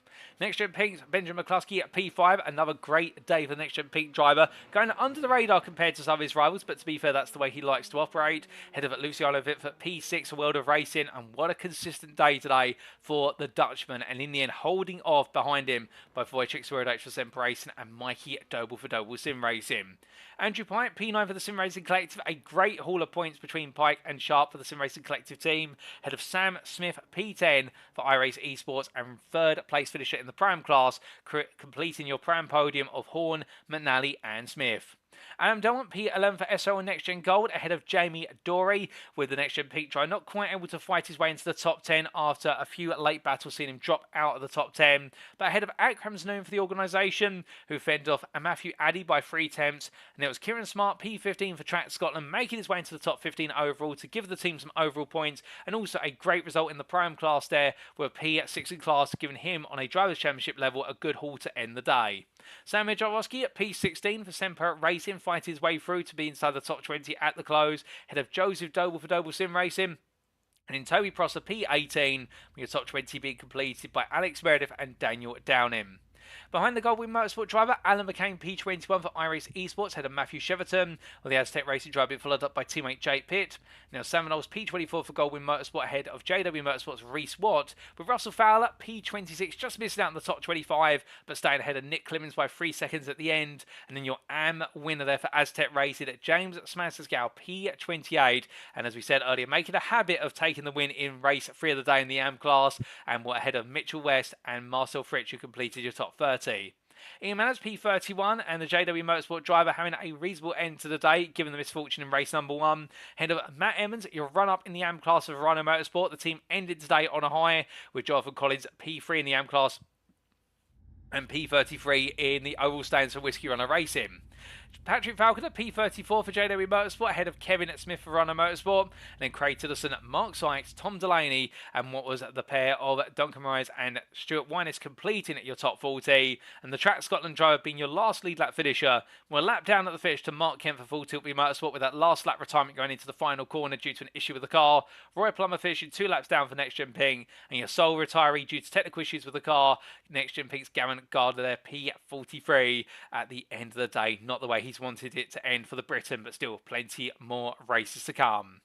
But what's the final race of the day, ladies and gentlemen? No doubt about it. Fantastic racing. And well, I can see there's Susie C in the YouTube chat. Enjoyed the racing for the Aztec Racing guys. And a huge congrats to James Pascal with another and win. And Matthew Sheraton making up 16 places. And indeed taking what was that P22 finish at the close. And well, with that, ladies and gentlemen, that brings all of our racing to halt here at what is the Mugello circuit. But it doesn't bring the show to a close, of course, because coming up in approximately 10 to 12 minutes time will be our post-round interviews with our volunteer drivers. And well, we've had plenty of brilliant races at Mugello, but what did our drivers have to make of it, and what were their impressions of this circuit and the first time we visited it in the NXTCC? For all that, stick around, we'll be back soon to find out that and plenty more. We'll see you very shortly.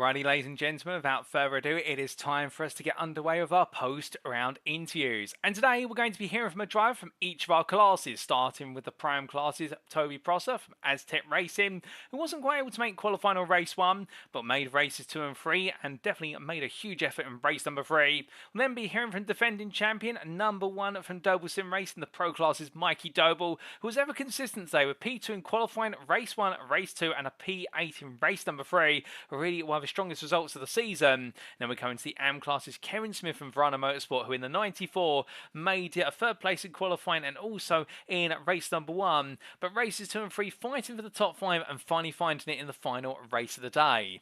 But without further ado, ladies and gentlemen, joining me in the interview room is none other than Toby Prosser. Good evening to you, Toby, and well, what a day of racing from yourself, and the fact that you weren't quite able to make it to the grid for qualifying nor for race number 1. But when you got underway in races 2 and 3, you definitely got stuck in, and it looked as though you had a lot of fun out there on the Mugello circuit. Yeah, absolutely. Good fun track to drive. And obviously, coming from the back, having missed qualifying, race 2 was pretty much just about making the big move, seeing if I could get myself in a good position to fight for something in race 3. It was lots of overtaking, lots of record wins in that opening couple of laps. Yeah, it was good fun though. Oh, without a doubt. And with regards to going racing in, what was it, race number 2, like you say, coming from the back and having to work your way through, it did get quite chaotic at the start of race number 2, and we did see a few cars spiraling off the circuit, particularly through the turn 2 through to 5 sequence. But from your perspective, it looked as though you were able to avoid most of the drama. Yeah, it was hope and pray that I made it out the other side. Saw smoke, get out the throttle and just try and see if you can come out the other side. You know, you got cars spinning across the track in front of you. It's obviously a difficult scenario to be in, and under pressure to make the moves. It was pretty much just damage limitation for the first couple of laps, and then start working my way through.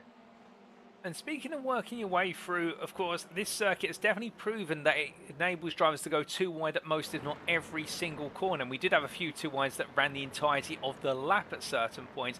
But were there any corners where you felt as though the Audi could really go on the offensive? Again, this circuit does love to see the car at medium to high speed, something the Audi is very good at. To be honest, turn 1 was the big one. Obviously the Audi, very, very quick in a straight line, just using that to my advantage. You know, that was where I think I got the majority of moves done. I see, and from turn 1, of course, we did also see some brilliant battling action, and not just putting yourself in other drivers, but also with some of the Aztec Racing drivers as well out there. It seems as though you guys don't have too many rules when it comes to racing with each other, other than don't take each other off the circuit. Yeah, pretty much. There's a lot of conversation going on in our voice chat. But there's a lot of working together. As much as it looks like we're just sort of fighting, there's a lot of teamwork, a lot of coordination that goes into it. You know, just trying to make sure that we both stay in a good position. Which makes sense. Indeed, the last thing you want to do is impact your team's overall chances in the team's championship. And coming from race number 2 into race 3, so taking a P29 position on the grid, I mean, it was never quite going to be enough to be in that reverse grid. But race number 3, again, saw you make some brilliant moves up through the order, and in the end gain 11 places to finish P18 overall, and a P8 in the Prime class. It looked as though it only served to make you want to fight even more in race number 3. Yeah, it was a lot more difficult in race 3. Pressure was on. I was obviously out of the AM field with some more competitive guys, and being the sort of front end of what was this top of race 2, being the reverse grid, there was a lot of competition. It was just sort of pile on the pressure, try and make a mistake, and you know, keep out the gravel myself. Really, really easy to do. And I have to ask, with regards to the conditions out there, we did see track temperature plummet compared to race number 2, and also visibility take a huge hit. Did that change the way you approach the final race of the day? Not really, to be honest. I sort of knew, given lower temperatures, there'd be a bit more grip. Everyone would be a little bit sort of out of practice, giving all of the other sessions being in those higher temps. I pretty much just thought, well, I'll try and make the most of it, try and be confident from the outset, see if I can get some moves done early. The start of the race is really just the easiest place to get the moves. Oh, you definitely showed us that over the course of the race, and picking drivers off one by one as we see you chasing after one of the iRacing Esports cars. I do believe that was the car of Alan McCain, unless I'm mistaken, at the time. But as you gradually forced your way up the order, fighting hard as well, I do have to ask, do you wish you perhaps were able to make the first race of the day and qualify? Could there perhaps been a lot more on the table if you'd been able to? Absolutely. I mean, having seen in Watkins Glen what a difference that being higher up the order can make, being those early shunts. It would have been cool to see what we could have done if we'd been higher up in qualifying, but it's the way it planned out, and we ended up being in a bad position for race 2, but we did the best with what we had. Oh, without a doubt. I'd say you did more than the best with what you had. Indeed, I think many a driver will have their jaw drop, I should say, there with regards to your charging through the field in the 2 races. And, well, a good set of points for yourself and the team today, despite missing one of the races. And we've got 3 rounds to go in a week's time. We're going to be making our way, of course, to the Hockenheimring Grand Prix circuit. How are you feeling for the visit to Germany?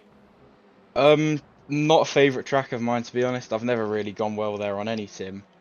But once again, it's just going to be doing the best with what we got. See what happens, and just try and adapt to the situation. Well, we look forward to you taking on the challenge there, even if it is going to be a bit of a circuit which perhaps is not your favourite. But with that in mind, just before we do let you go, is there anybody you'd like to give a shout out or a thank you to live on the broadcast? Of course, all of the Aztec Racing boys. It's great to have such a good group of people around you that are so supportive. Only my second round in NXTCC, so got a lot of people that I can learn a lot of valuable things off of. But big shout out to James as well. He was the one that got me to sign up for the series in the first place, and I've got to say I'm thankful for it, because it's been a lot of fun, a lot of good racing going on. Well, Toby, it's been an absolute pleasure to have you join me in at the interview room this evening. Fantastic driving from yourself from start to finish over the course of the 2 races you were able to make. And we look forward to plenty more from yourself in a week's time at the Hockenheimring. Even if it's not a circuit you fancy, we get the feeling you might be able to pull off a fantastic result there all the same. And, well, we wish you all the best in your preparations for that. But until then, have a great rest of your evening, and thank you for joining me in the interview room. Cheers, Paul. So hearing it there from Toby Prosser, a very enthusiastic Aztec Racing driver there at the number 41 as well, and really talking about the fact what could have been if he were able to make the qualifying session and race number 1, given what we saw at Watkins getting the higher qualifying position and just how much progress can be made. But still, all the same, started from the back of the field in race number 2 and went to it like a moth to a flame. In fact, taking places at left, right and centre, gaining the best part of 15 in the first race, albeit having still with some altercations on the open lap, but still that's all part of the craft of starting from the back and avoiding and picking up the places where you can. And in race number 3, picking up another 11 places. And yes, there were some instances, but the majority of those places being gained through attrition and battling hard. We've seen that in some of the replay footage. And, well, as a result, Toby Prosser definitely showing himself to be one of those drivers whereby he's able to find the places left, right and centre, and he's not afraid to get his elbows out when needed. And that's exactly the Aztec Racing spirit. But coming on to our second interview, ladies and gentlemen, I'm very pleased to say joining me very shortly will be none other than Mikey Doble as we get ready for him to join me in the interview room. We're going to be hearing the story of our driver today, who definitely, as defending champion, looking to hold on to that crown, but of course having to make a late surge of results. He gets ready to join me in the interview room, and we'll hear his perspective on what has definitely been a fun day of racing at Mugello. But as he does join me now, good evening to you, Mikey. It's been some time since we caught up with yourself, and straight from racing in real-life touring cars to roaring your way back into virtual touring cars. I mean, I don't know how you do it, and, well, speaking of how you did it, what a consistent run of form today. 2 second places in a row and a P8 to wrap up the day. One of your strongest performances of the season. Yeah, it's been a bit of a tough season thus far, so hence why my lack of appearances in the interview room. I don't think I've had an evening worthy of coming to talk with you, to be honest. But it's nice to string 3 races together for a change this season.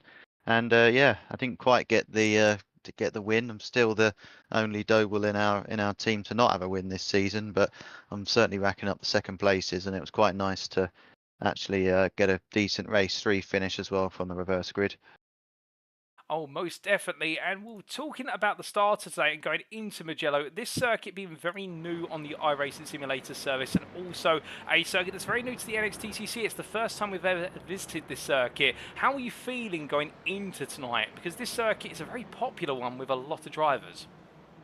Yeah, I downloaded it yesterday and tried it for the first time in the next gen practice, and I really enjoyed it. I feel like some of the newer circuits that iRacing are bringing out, I think the scans and the feedback you get through the wheel feels a little bit nicer than some of the older circuits that are on the game.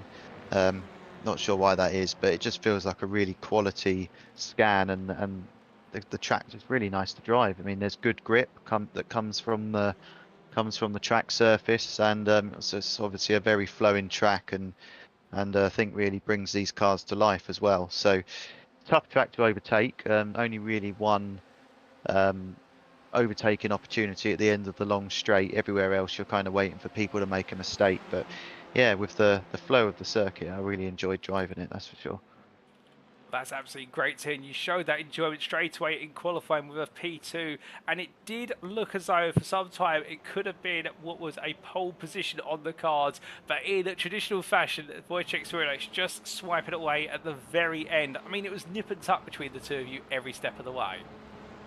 Yeah, it's been the theme of the season really, with me coming out just beneath him, but yeah, he's certainly turned up the wick this season. But yeah, I'm not sure if I quite had his time in me. I needed to find another couple of attempts to put it on pole, but perhaps I didn't quite get the best out the tyres and get the best time when the tyres are at their peak, probably on about lap 3 or 4 of the session. I think I managed to get my best time in towards the end of the session, when perhaps the tyres had lost their shine a little bit. But yeah, it was a solid qualifying performance, and matches my best of the season so far. Oh, without a doubt. And going into race number 1, we saw in the early stages it was going to be Swirydowicz leading ahead of yourself, that Audi having such a strong launch. But as the race built up, it looked as though you were inching yourself closer and closer to look for a dive, and then suddenly on lap number 8, you went all in for it. Yeah, I mean, I said to myself before that race that I can't let Wojciech get into any sort of rhythm, because as soon as he gets in a rhythm, he's pretty unbeatable. And I followed him for 2 races at Silverstone back at round 1, and once we got past about lap 3, there was just no beating him. Luckily, we've got the long straight here, so with the slipstream, it does help keep you in touch with cars, even if you're not quite as fast as them. But that being said, he knew exactly where to place the car into that turn 1 every single lap, which kind of took away the opportunity for me to make an overtake. So when I saw a slight gap or an opportunity to get my car up the inside, I didn't need a second invitation, but couldn't quite get my car far enough alongside him to then pull around the outside move through turn 2 and into turn 3. But yeah, good race, and I definitely learned a lot following him. Indeed, it was close between the two of you in that first race. Like you say, learning a lot through following him. And then going into race number 2, similar conditions and, well, the same starting row, but this time you're carrying a bit more weight in the car. And, well, making another P2, but rather than you following home at Wojciech, it would instead be Luciano Witvoet who found his way through in the end.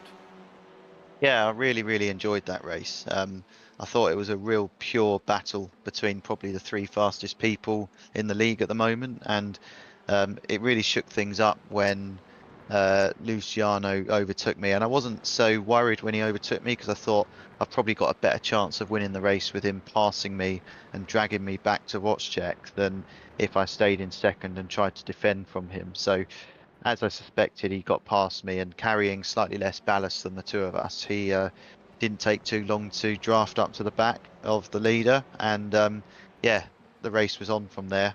They had a hell of a battle for a couple of laps, and then when he eventually did make the move, or I think the lap after actually, when Wojciech was looking to his outside, I managed to sneak up the inside and complete that move that I tried to make in race 1 by going around his outside at turn 2 and then into turn 3.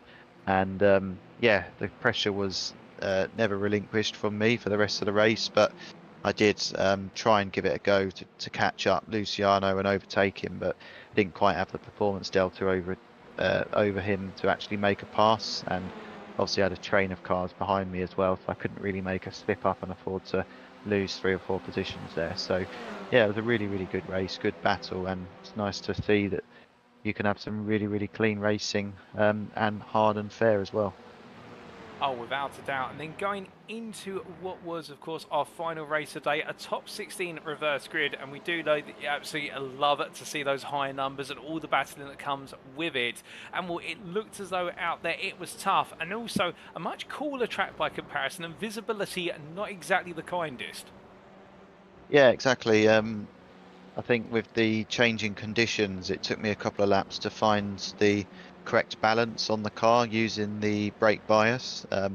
So I had to dial that in a little bit because the car was quite oversteery at the beginning. But once I got the car dialed in, I was able to make a few moves. It's never easy coming back through the pack when you're carrying a lot of ballast, because although you might be quicker through the corners than some of those cars in front of you, as soon as you get onto the straight, they pull a little bit of a gap because they're not carrying as much ballast. So moves either have to come from a long way back on the brakes, or you've got to wait for them to make a mistake. So luckily it was quite an action-packed race, the race 3, and there was quite a lot of side-by-side action in front of me where I could sneak a position here and there and follow other people through on their moves. So I was pretty happy with an 8th. It was a shame to finish behind my main championship rivals, who finished 6th and 7th, but nonetheless, I've had a lot of race 3 dramas so far this season. I think I've only finished one of them, getting caught up in people's accidents and the disconnect on the internet back at Silverstone, which kind of put me on the back foot as far as the championship's concerned. But yeah, it was a good race, and also obviously congratulations to my Global Sim Racing teammate, aka my brother Isaac, on his I believe his 2nd win of the season. Well, indeed, his 2nd win, and a great win with it, and indeed a great night for the team as well, in the fact that a good haul of points, and really those misfortunes that we've seen in the early stages and mid-portion of the season are being turned around. And I do have to ask, of course, yourself and also Luciano, both on the back foot, fighting quite a bit for P2 in the championship, as well as trying to bring down championship leader Wojciech Swirydowicz. 3 rounds to go. Is the fight over? I mean, the gaps seem to close up and lengthen quite quickly in this championship. I mean, I haven't done the maths. I've seen that there's a healthy margin between us and Wojciech at the moment. So I think, barring a disaster for him, or unless if he can't make a round or 2 that I don't know about at this moment, then I think it's going to be very hard to catch him, because it seems like he's immune to slowing down with any sort of ballast on his car, and he can seem to pole it in qualifying with full ballast, which I could never do. So I don't think we're going to be beating him on outright pace without a little bit of a helping hand, but I've now turned my attention to trying to secure P2 in the championship and be the best of the rest as such, and the top Veloster runner as well. So if we get close to Wojciech, then great, but I'm going to be racing him as hard as ever for the rest of the season. But I thought I'd mention as well that, having obviously been the championship winner for the last two seasons or whatever it was, and then having Wojciech just raise the bar by a considerable amount into this season, I've had to look for ways to try and improve my driving and gain more speed. And actually following him last night in practice, I learned a couple of things, and I've actually made some adjustments to my pedals for tonight, which allowed me to do a couple of things with the car on the handling that I probably wouldn't have been able to do before. And it just comes to light where you're trying to find those finite details to extract a couple more temps from your driving, and I definitely took a step in the right direction tonight with my pace. So hopefully I'll do a little bit more digging into what more I can do from the hardware point of view, and also my driving, to take the challenge to Wojciech and start beating him on track for real.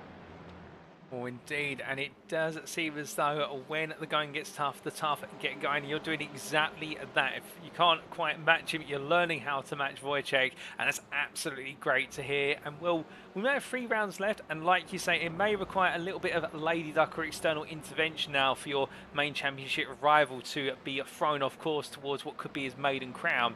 But still, you'll be there every step of the way, and like you say, battling to be the top Veloster as a minimum. And that battle continues to Germany in a week's time at the Hockenheim Ring. We've been there many a time before, albeit on the national layouts, but how are you feeling for a trip to the full Grand Prix layout? Yeah, I think that the racing's going to be a bit different to what we've seen today. I mean, today, certainly at the front, the racing's been quite clean. It's kind of been a little bit processional in terms of the racing's been very neat and tidy, sort of follow the leader, but Hockenheim's got a lot more heavy braking zones, bigger stops, sharper corners, and more opportunity for overtaking. So I think the racing will probably be a little bit more rough around Hockenheim. There's a little bit more variation in corners and width of the track as we go around that lap. So if it's anything like it was last time we went there, I think it's going to be worth a watch. I don't have great memories of that track, to be honest, because back in what I believe was season 3, when I was running the Elantra in that season, I was carrying full ballast going into that round, and that was back in the days when if you took full ballast into qualifying, that's what you ran for the whole evening. And I lost the championship on countback to a certain Jamie Dory that night. So hopefully I can put all that behind me and go and score some good results. Oh, indeed. Well, fingers crossed we get to see you enjoy a better day in Germany when we head there a week from today. But just before we do let you go, as always, Mikey, is there anybody you'd like to give a shout out or a thank you to live on the broadcast tonight? Yeah, absolutely. 2 teammates, Joseph and Isaac, on keeping me company throughout the race, although I don't like to hear too much from them when we're racing. Mum and Dad sitting downstairs watching, if they're still awake. Any grandparents that are still awake, sitting in their front rooms at home, aunties, uncles, family, friends, whatever. Hope you enjoyed the racing. And thanks to you again for an amazing broadcast. See you next week. Oh, will do, Mikey, and a huge thank you to you for joining me in the interview. Great to hear from you as always, and great to see you on rising form in this round of race. It's been fantastic seeing you exchanging it with your 2 main rivals, and like you say, the 3 of you, Luciano, yourself, and Wojciech, really storming at the front of the field, and it looks as though it's ever tighter between you as a trio, and we hope to see plenty more in Germany. But until then, have a fantastic rest of your evening, and we'll see you next week. Thank you very much. Cheers.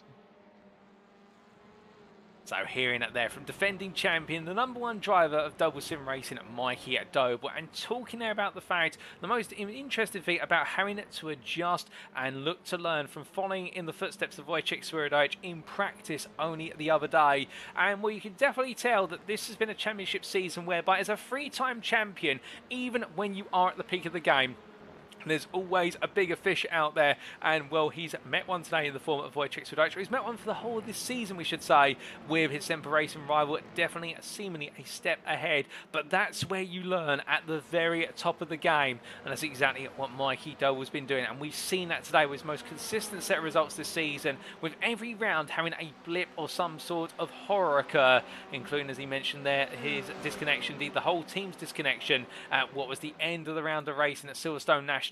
But putting things right and at the right time, because at the minimum chasing down that runner-up spot in the championship and to be the leading velociter if he can't bring the Semper Racing driver of Wojciech Swirydowicz down and into that championship battle with the rounds remaining. Also talking a little bit with regards to the fact of the conditions at Mugello circuit and how the race was quite processional, given the fact the circuit only really invites overtakes into a couple of corners such as turn 1, but enjoying it all the same, and we're hoping to buck the trend of the misfortunes he's had at the Hockenheim ring in a week's time, because as he aptly remembers, when he did lose the season 3 championship to Jamie Dory based on result countback, going down to a number of wins that both drivers have picked up with equal scores over the season. But can Mikey Doble continue the run of form from today? We'll find out in a week's time. But with that, ladies and gentlemen, we now come to our 3rd interview, and well, we do have 3 interviews listed here, but I'm very pleased to say we also do have a 4th interview in the works, and we'll more on that to be revealed in due course. But we're going to be hearing very shortly from none other than Kevin Smith now, as he gets ready to join me in the interview room, and as he does so, we're going to be hearing from the Verona Motorsport driver, and what has definitely been a positive end to the day for the team after a challenging start. And as he joins me in the interview room now, good evening to you, Kevin. And well, what a day today for yourself and the Verona Motorsport team. A change to what is the Honda Civic from the Veloster, and a Mugello circuit that seems to be just as kind to you as it did to be quite frustrating to yourself and Matt over the course of the day. Oh, good evening, Paul. Yeah, it was a bit of a roller coaster night, shall we say? throughout the races. But it hasn't been too bad, to be honest. It's a track I enjoy. I've raced it obviously in GT3s and prototypes, but first time actually racing it in the touring car at night. It was a bit of an experience, should we say, especially with the change of car. And let's come immediately to that, the change of car. I did briefly get a note from your teammate Matt with regards to the fact opting to change the car, and seemingly the Honda being a car that's a bit more perhaps compliant for how you guys prefer to drive. But now that you've had 3 races behind the wheel of the Honda Civic, how's it been compared to the Veloster?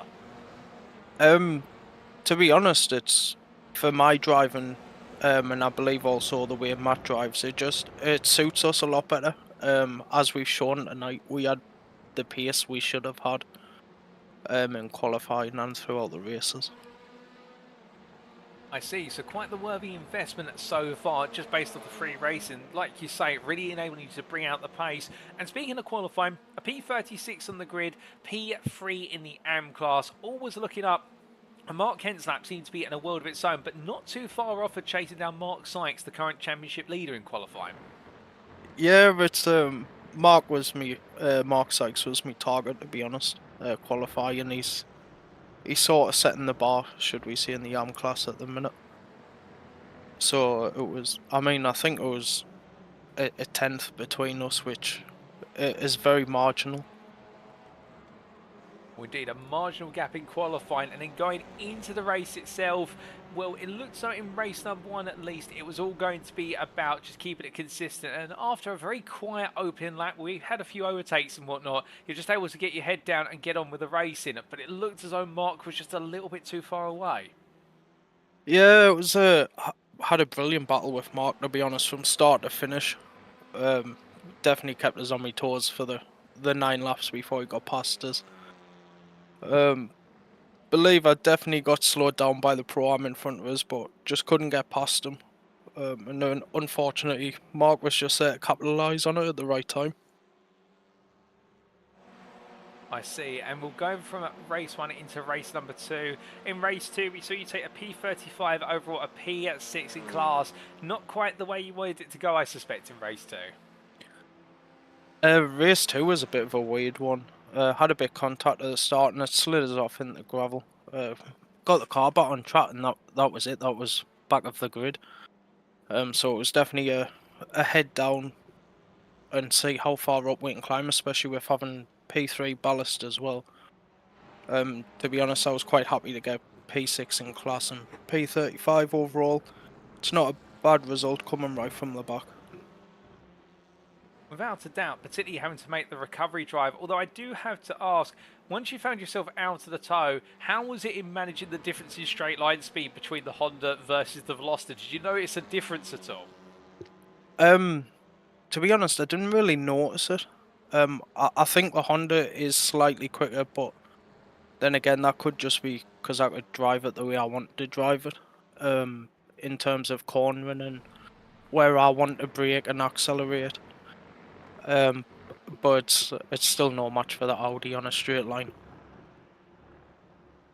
Whilst it may not be a match for the Audi, still you took the fight to a number of different cars in race number 3, including Audis as well, albeit I suspect not the way you wanted race 3 to start. So we've taken a look back at some of the replay footage, and going through the turn 10-11 chicane, ended up in the gravel in the open laps, and then having to get all the battle in action underway. Yeah, it's racing. We're all so close on pace, really. I think it's only about a second and a half from top to bottom. So, but yeah, in the gravel, and again, it was a recovery drive. It was just a bit unfortunate, but it's one of those things with the racing. Well, still, it may have happened, but like you say, a recovery drive in the end, and gradually picking off your rivals one by one to come through to take a P4 in the class in the end, or a P35 overall. Not quite able to make it back-to-back podiums today, but definitely a strong set of results to take into the final 3 rounds of the season. And speaking of that, you're now 4th place in the provisional standings, 3 rounds to go.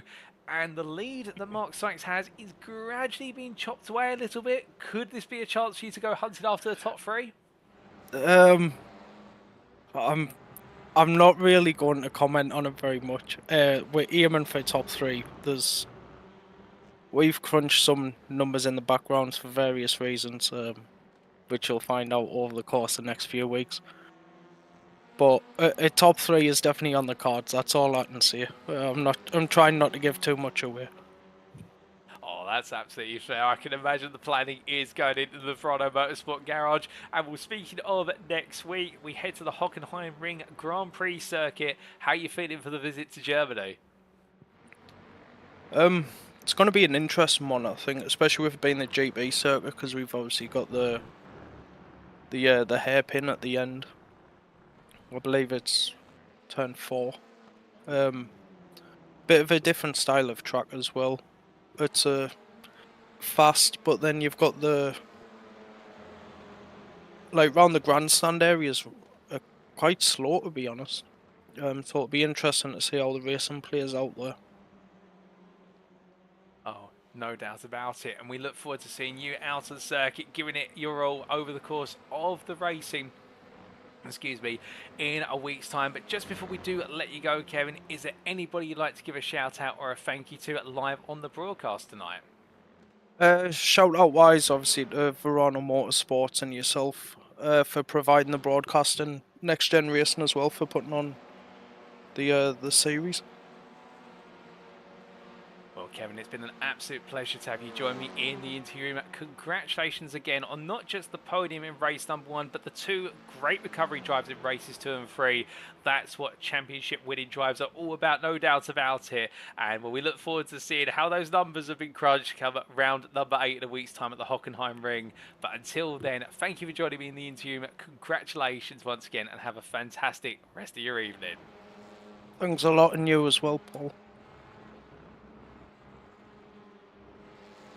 So hearing it there from Kevin Smith, the Verano Motorsport driver in the AM class, and well, a switch to the Honda has been very well placed immediately, and we've seen that today from the Verano Motorsport team in the fact those results immediately coming forth, and Kevin talking about the fact the car just feeling more comfortable, and whilst we have seen on average it seems to be down in straight line speed compared to its rivals, he's not really noticing that given the fact he's able to carry more speed out the corners and therefore make up the deficit. A great qualifying session, only missing out by a 10th versus championship leader Mark Sykes, and race number 1 seen him battle hard with Mark but not quite able to get ahead and stay ahead in the end, with Mark picking the right places to be able to make the counter attacks. And races 2 and 3, 2 recovery drives after an early lap incident in race number 2, and the same in race number 3, and we've seen that in the replay footage here, but never giving up. And it's very interesting here when we did ask, are you chasing that championship crown?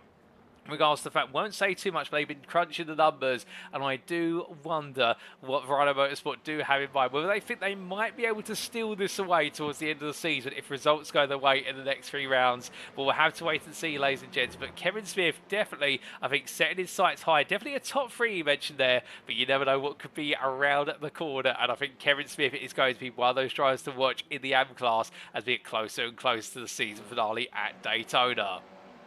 Now, we did say there's a little bit of a surprise in store for you guys and girls at home, and I'm very pleased to say, ladies and gentlemen, that without further ado, we do have what is a 4th interview on the cards, and that is going to be Luciano Witvoet, who's going to be joining us. And it's been some time since we've heard from him, and as he gets ready to join me in at the interview room, we're going to be hearing the story of a driver today who absolutely thrived in the racing, no doubt about it, at the Mugello circuit. And let's get the inside scoop from him here and now, as he does join me in the interview room. And Luciano, what a day of racing for yourself. I mean, it's really been an absolutely brilliant second half of season of racing for yourself so far. I mean, for what was the Motorland Aragon circuit, where you picked up your first wins of the season, then of course last time out at Watkins Glen, and today as well, which was double podium, including a win in race number 2 and a P6 in race 3. I mean, you're enjoying life right now in the NXTCC.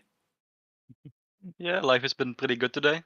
I really can't complain with the results, and yeah, the second half of the season is pretty good, but you know, the Long Beach race cost me a decent amount of points, so it could be better.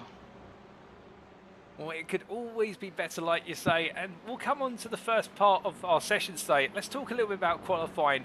A P4 on a grid that was absolutely nail-bitingly close for the front 2 rows, but in the end just being edged off the front row and having to take that 4th place spot. How was qualifying for you? Qualifying was quite difficult. I had some trouble warming up the tires, and I didn't have a slipstream in the beginning because I went out of the pit lane too late. So in the beginning I was looking for another car, to hook onto, and I think after 2 or 3 laps I found out that the car was running fine without slipstream, so I just kept it in clean air, and I was on a very decent lap, and then I got blocked, unfortunately. I mean, it happens. And then in the end I was P4, like you said, and given the circumstances and the ballast I have on the car, I'm pretty pleased with that. Oh, without a doubt, and given that ballast, like you say, to take a P4 and then go into race number 1 on the front 2 rows of the grid is no easy feat. And speaking of race number 1, we did see in the early stages that after you were able to clear Daniel Downey, it was really a 3-car race between yourself, Mikey Doble and Wojciech Swirydowicz for the win. But it looked as though throughout the race you always waited to see what would happen between the top 2. Was that the plan, or was it just the pace was so strong between the 2 leaders that you couldn't quite close the gap down enough? Yeah, of course I was waiting for something to happen, but I wanted to close the gap a little bit more, just in case some of them went wide and I could profit from that. But once I got like within a second of them, like the slipstream was not good enough, I couldn't catch, and I think the closest I've gotten was like 7/10 or 8/10, and it just wasn't enough. I wasted a little too much time fighting Daniel, but it's part of it, and that's how it goes. Without a doubt, but in race number 2 you didn't waste any time in going hunting in the early stages. Firstly, to pick off Mikey Doble in the first half of the race, and in doing what your championship rival could not do to the championship leader, which was make the move into turn 1 up the inside. I mean, you had to go all in for it, but it worked. Yeah, race 2 was a lot better. I mean, the car felt good. The car actually felt great in race 2, and I could pass Mikey like fairly quick, and after that the hunt was on, and I tried to pace myself and not do it too quick and just pick my moment, but like there's only one moment on the track, and that's turn 1, so I was just waiting to see, like, just go to the left, and hopefully he doesn't expect me to go to the right, and I'm glad he didn't, because he went a little bit too far into the corner, so I could capitalize on the inside, and from there on it was just defending and matching the pace, really. Now, I do have to ask, given the fact that you're one of a very limited number of drivers in this grid who have been able to find a way to get ahead of Wojciech and then stay ahead, when you see him in your rear view mirror, just what does it feel like, the pressure knowing that Audi is constantly there, and no matter what way it's in it, it just seems to find a way to have the power? Yeah, that's been something all season. When you see that Audi in your rear view mirror, it's just waiting for that straight and just praying that he doesn't get a run out of the corner. And today as well, out of the last corner of Mugello, I was pretty fortunate to have a lot of grip, so he could catch up to my rear, but he couldn't get alongside the outside in turn 1. So, I mean, it's always fairly difficult when that Audi comes up to your back, but tonight I was fairly fortunate to have Mikey there as well, so that cost him a lot of time. Well, a brilliant hold on in the end in order to bring home what was race number 2 and what was your 3rd win of the season. And wins come rarely in the NXTCC, but when they do, they are hard earned and well deserved, including yours today. And race number 3, a top 16 reverse grid, which saw you positioned at the back of that set of 16. And in the early stage of the race, it looked as though in all the chaos that was unfolding, you were able to make some early gains, and then you had to get your elbows out for the rest of the race to pick off other drivers one by one, but also keep that Semper Racing Audi behind you every step of the way. Yeah, that's true. I mean, like, the race 3 has been fairly difficult all season long, with the accidents happening, and just for me today the strategy was just get it into the top 10, and everything from there on is a bonus. So in the first few laps I knew there was going to be carnage, and I tried to avoid it as much as I could, and then you're driving in a train, so you're going to put pressure on the guys in front of you and just make a little bit of make some moves, and I'm glad that all worked out. And then of course I could make the move on the Audi, which put me into P7, I believe, and from there on it was defending again and just watching the pace and hopefully staying in front of him. And I do have to ask, we did see quite a few Hondas inside the top 10, particularly in the final race today. Not a car that's really been known for its straight line speed, but it looked as though the Hondas were able to use the higher apex speeds that they're known for in order to hold on to this Mugello circuit. I'm thinking more towards the Sim Racing Collective drivers such as Andrew Pike. Was it a challenge getting past them, given this Honda does seem to have a way of not just being fast in the corners, but also outbraking everybody? Oh yeah, it was horrible. To be honest, I got close to him on the straight, and then as soon as we got out of turn one, like towards those S's, he just got away from me, and I just couldn't hang on. And towards the end of the lap, I was, getting closer again, but just not close enough to make a move on the straight. So it was just waiting and waiting until he made a mistake or something happened in front of him, which it did. So I was fairly fortunate in that situation, but that Honda was something else in Sector 1. Well, either way, despite your rival's intentions, you're able to come home with a P6 at the end of the final race of the day. And with that in mind, we've got 3 rounds to go. You continue to sit second place in the provisional standings going into round number 8. I do have to ask, we heard from Mikey earlier who said that the target was a minimum to be the best velocity driver out there. I get the feeling that you might be thinking that as well, or have you still got your sights set on bringing down the Semper Racing driver? Yeah, of course, I'm still aiming for P1. In this league, anything can happen. I mean, what does he have, like a 200-point gap right now, maybe more? I just know if he has one bad evening or one bad race one, everything can come down again. So I'm just keeping the pressure on and trying to aim for that P1, although it's fairly distant right now. If it's not P1, I'm going to go for P2. Oh, I love the fighting spirit. That's absolutely brilliant to hear. And speaking of our next round, we head to the Hockenheim ring. How are you feeling for the visit to Germany? Quite scared, to be honest. I know we're going to be using the GP layout, so that hairpin will be tricky. I'm just praying that I won't get taken out there. And I mean, the track is wonderful to drive. I mean, if everyone settles down and we have some good battles, it's going to be a lot of fun. And yeah, it's just about keeping it clean and just not wrecking the car there. Well, as you get ready for that round in a week's time, Luciano, just before we do let you go, is there anybody you'd like to give a shout out or a thank you to live on the broadcast tonight? Yeah, sure. My teammates that are always in the Discord with me, watching the racing and hearing me talk about what is happening on track, and of course my girlfriend, who is always supporting me drive. That's absolutely fantastic, Ted. And glad to hear all the team around you and the girlfriend as well. But Luciano, it has been a pleasure having you join me in the interview room. Congratulations today on one of the strongest performances from yourself this season, indeed in the pro class from all the drivers there. We look forward to plenty more in what will be at round number 8 in a week's time. But until then, thank you for joining me in the interview room and have a fantastic rest of your evening. Thank you, mate. You too. So hearing there from our last interview of today, Luciano Witvoet, the pro driver from World of Racing, and well, enjoying the racing today, no doubt about it. And it's so good to hear from him and hear that fighting spirit from him, and the fact that he knows that anything can happen until the final checkered flag of the season falls. He's still got the optimism to go hunting after P1, but if not, he's going to raise the game and take on Mikey Doble in the fight to be the best velocity driver and take home that runner-up spot.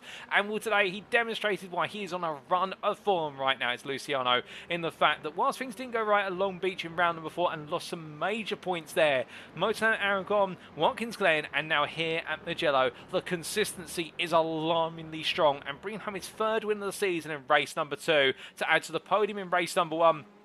It is all signs pointing up, and well, even in race number 3, being able to bring home the P6 finish, you can hear it in his voice, the fact he knows that he's on an absolute run of form right now and keeping himself in contention. Of course, 3 rounds to go, and a little bit ominous with regards to the Hockenheim Grand Prix circuit, given that hairpin and the risk of multi-wides and also drivers locking up on the braking, but that can happen in any series, including the NXTCC, and therefore I think he'll be getting his head down, getting the practice on, and knowing he's still got 3 rounds of racing to go, and he's got to make every single lap count.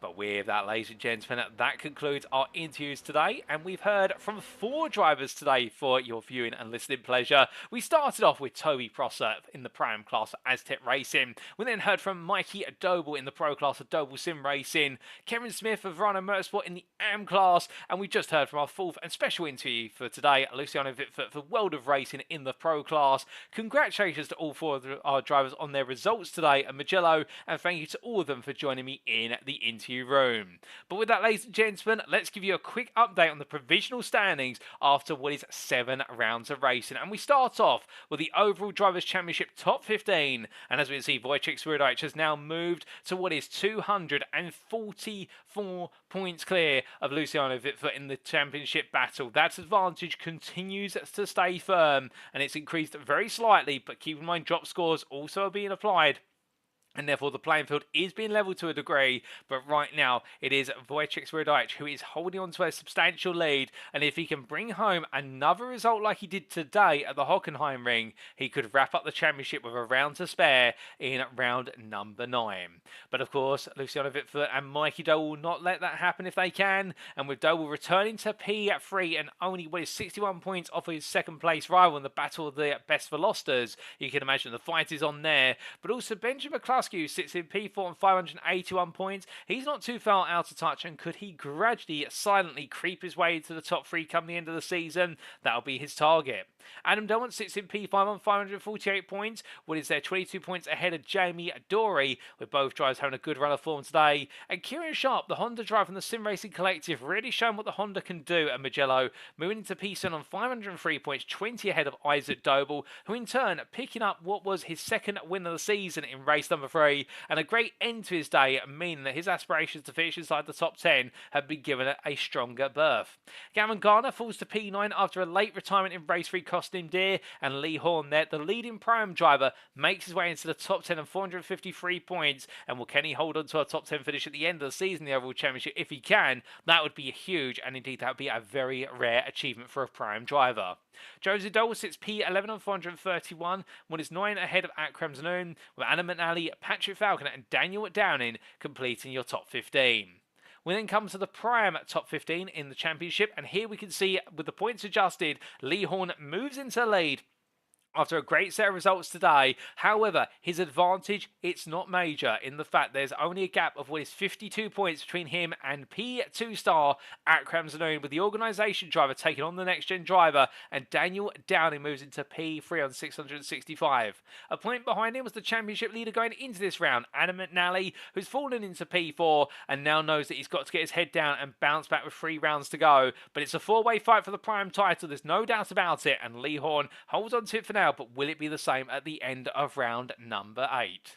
We then do see what is just behind Matthew Addy at P5 on 578 points, 2 clear of Reese Watt as their fight for P5 continues to rage on. And Nick Clemens is only a further 8 points behind, with 7 points over Ben Altria, whose unfortunate end to today does mean with 0 points across the board there, when in fact he wasn't on the grid. It does mean that this will be his drop score, and he's got it all to do it in the final 3 rounds if he wants to hunt that top 5.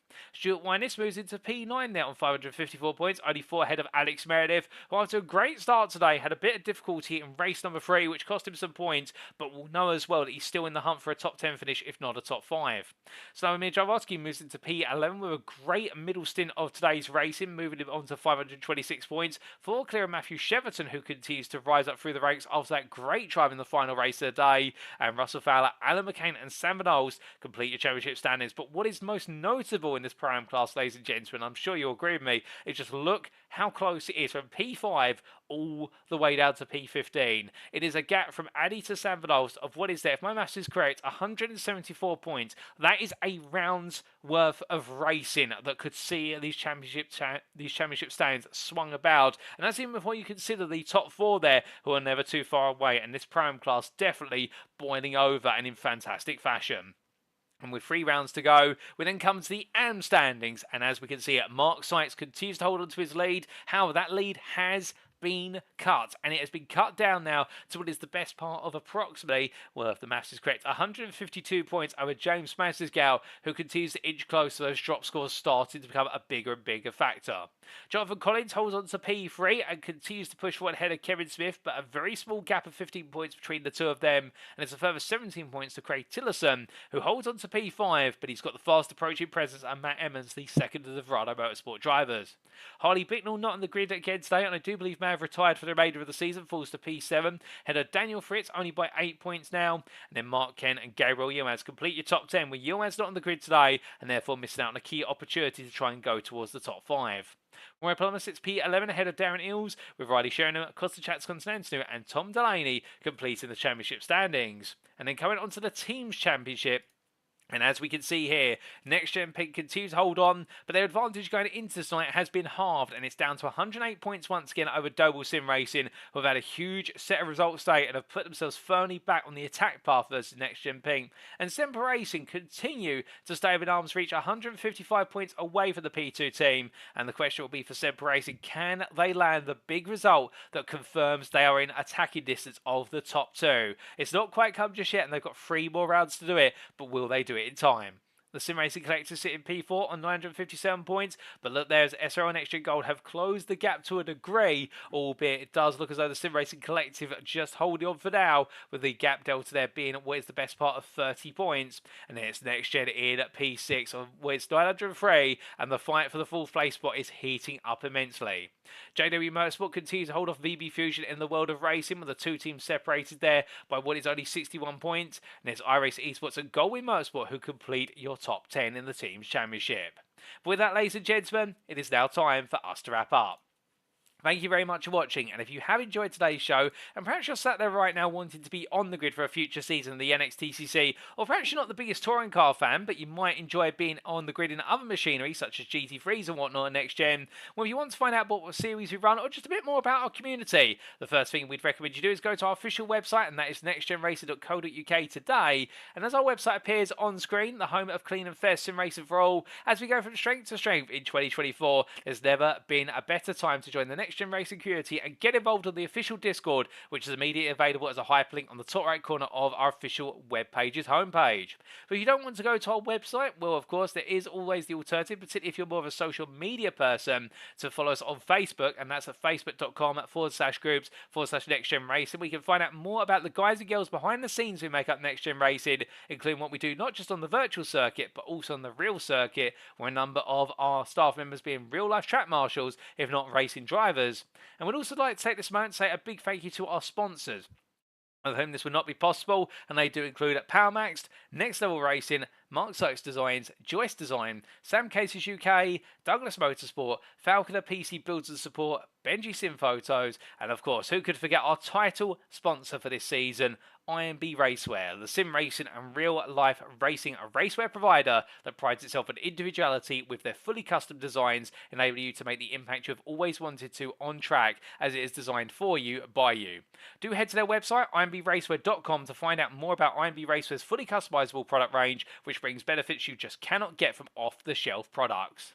But ladies and gentlemen, with that, attention now turns to round number 8. We head into the final third of the season numerically, and for round number 8, we're in Germany at the Hockenheim Baden-Württemberg circuit, the redesigned Tilke Grand Prix circuit at the specifics, and that will be on Tuesday the 14th of May. Save the date, because when we make our way there, we've got an overall championship lead that continues to hold strong. But can Wojciech Swirydowicz avoid any late drama in order to run his way to his first championship crown with a round or 2 to spare?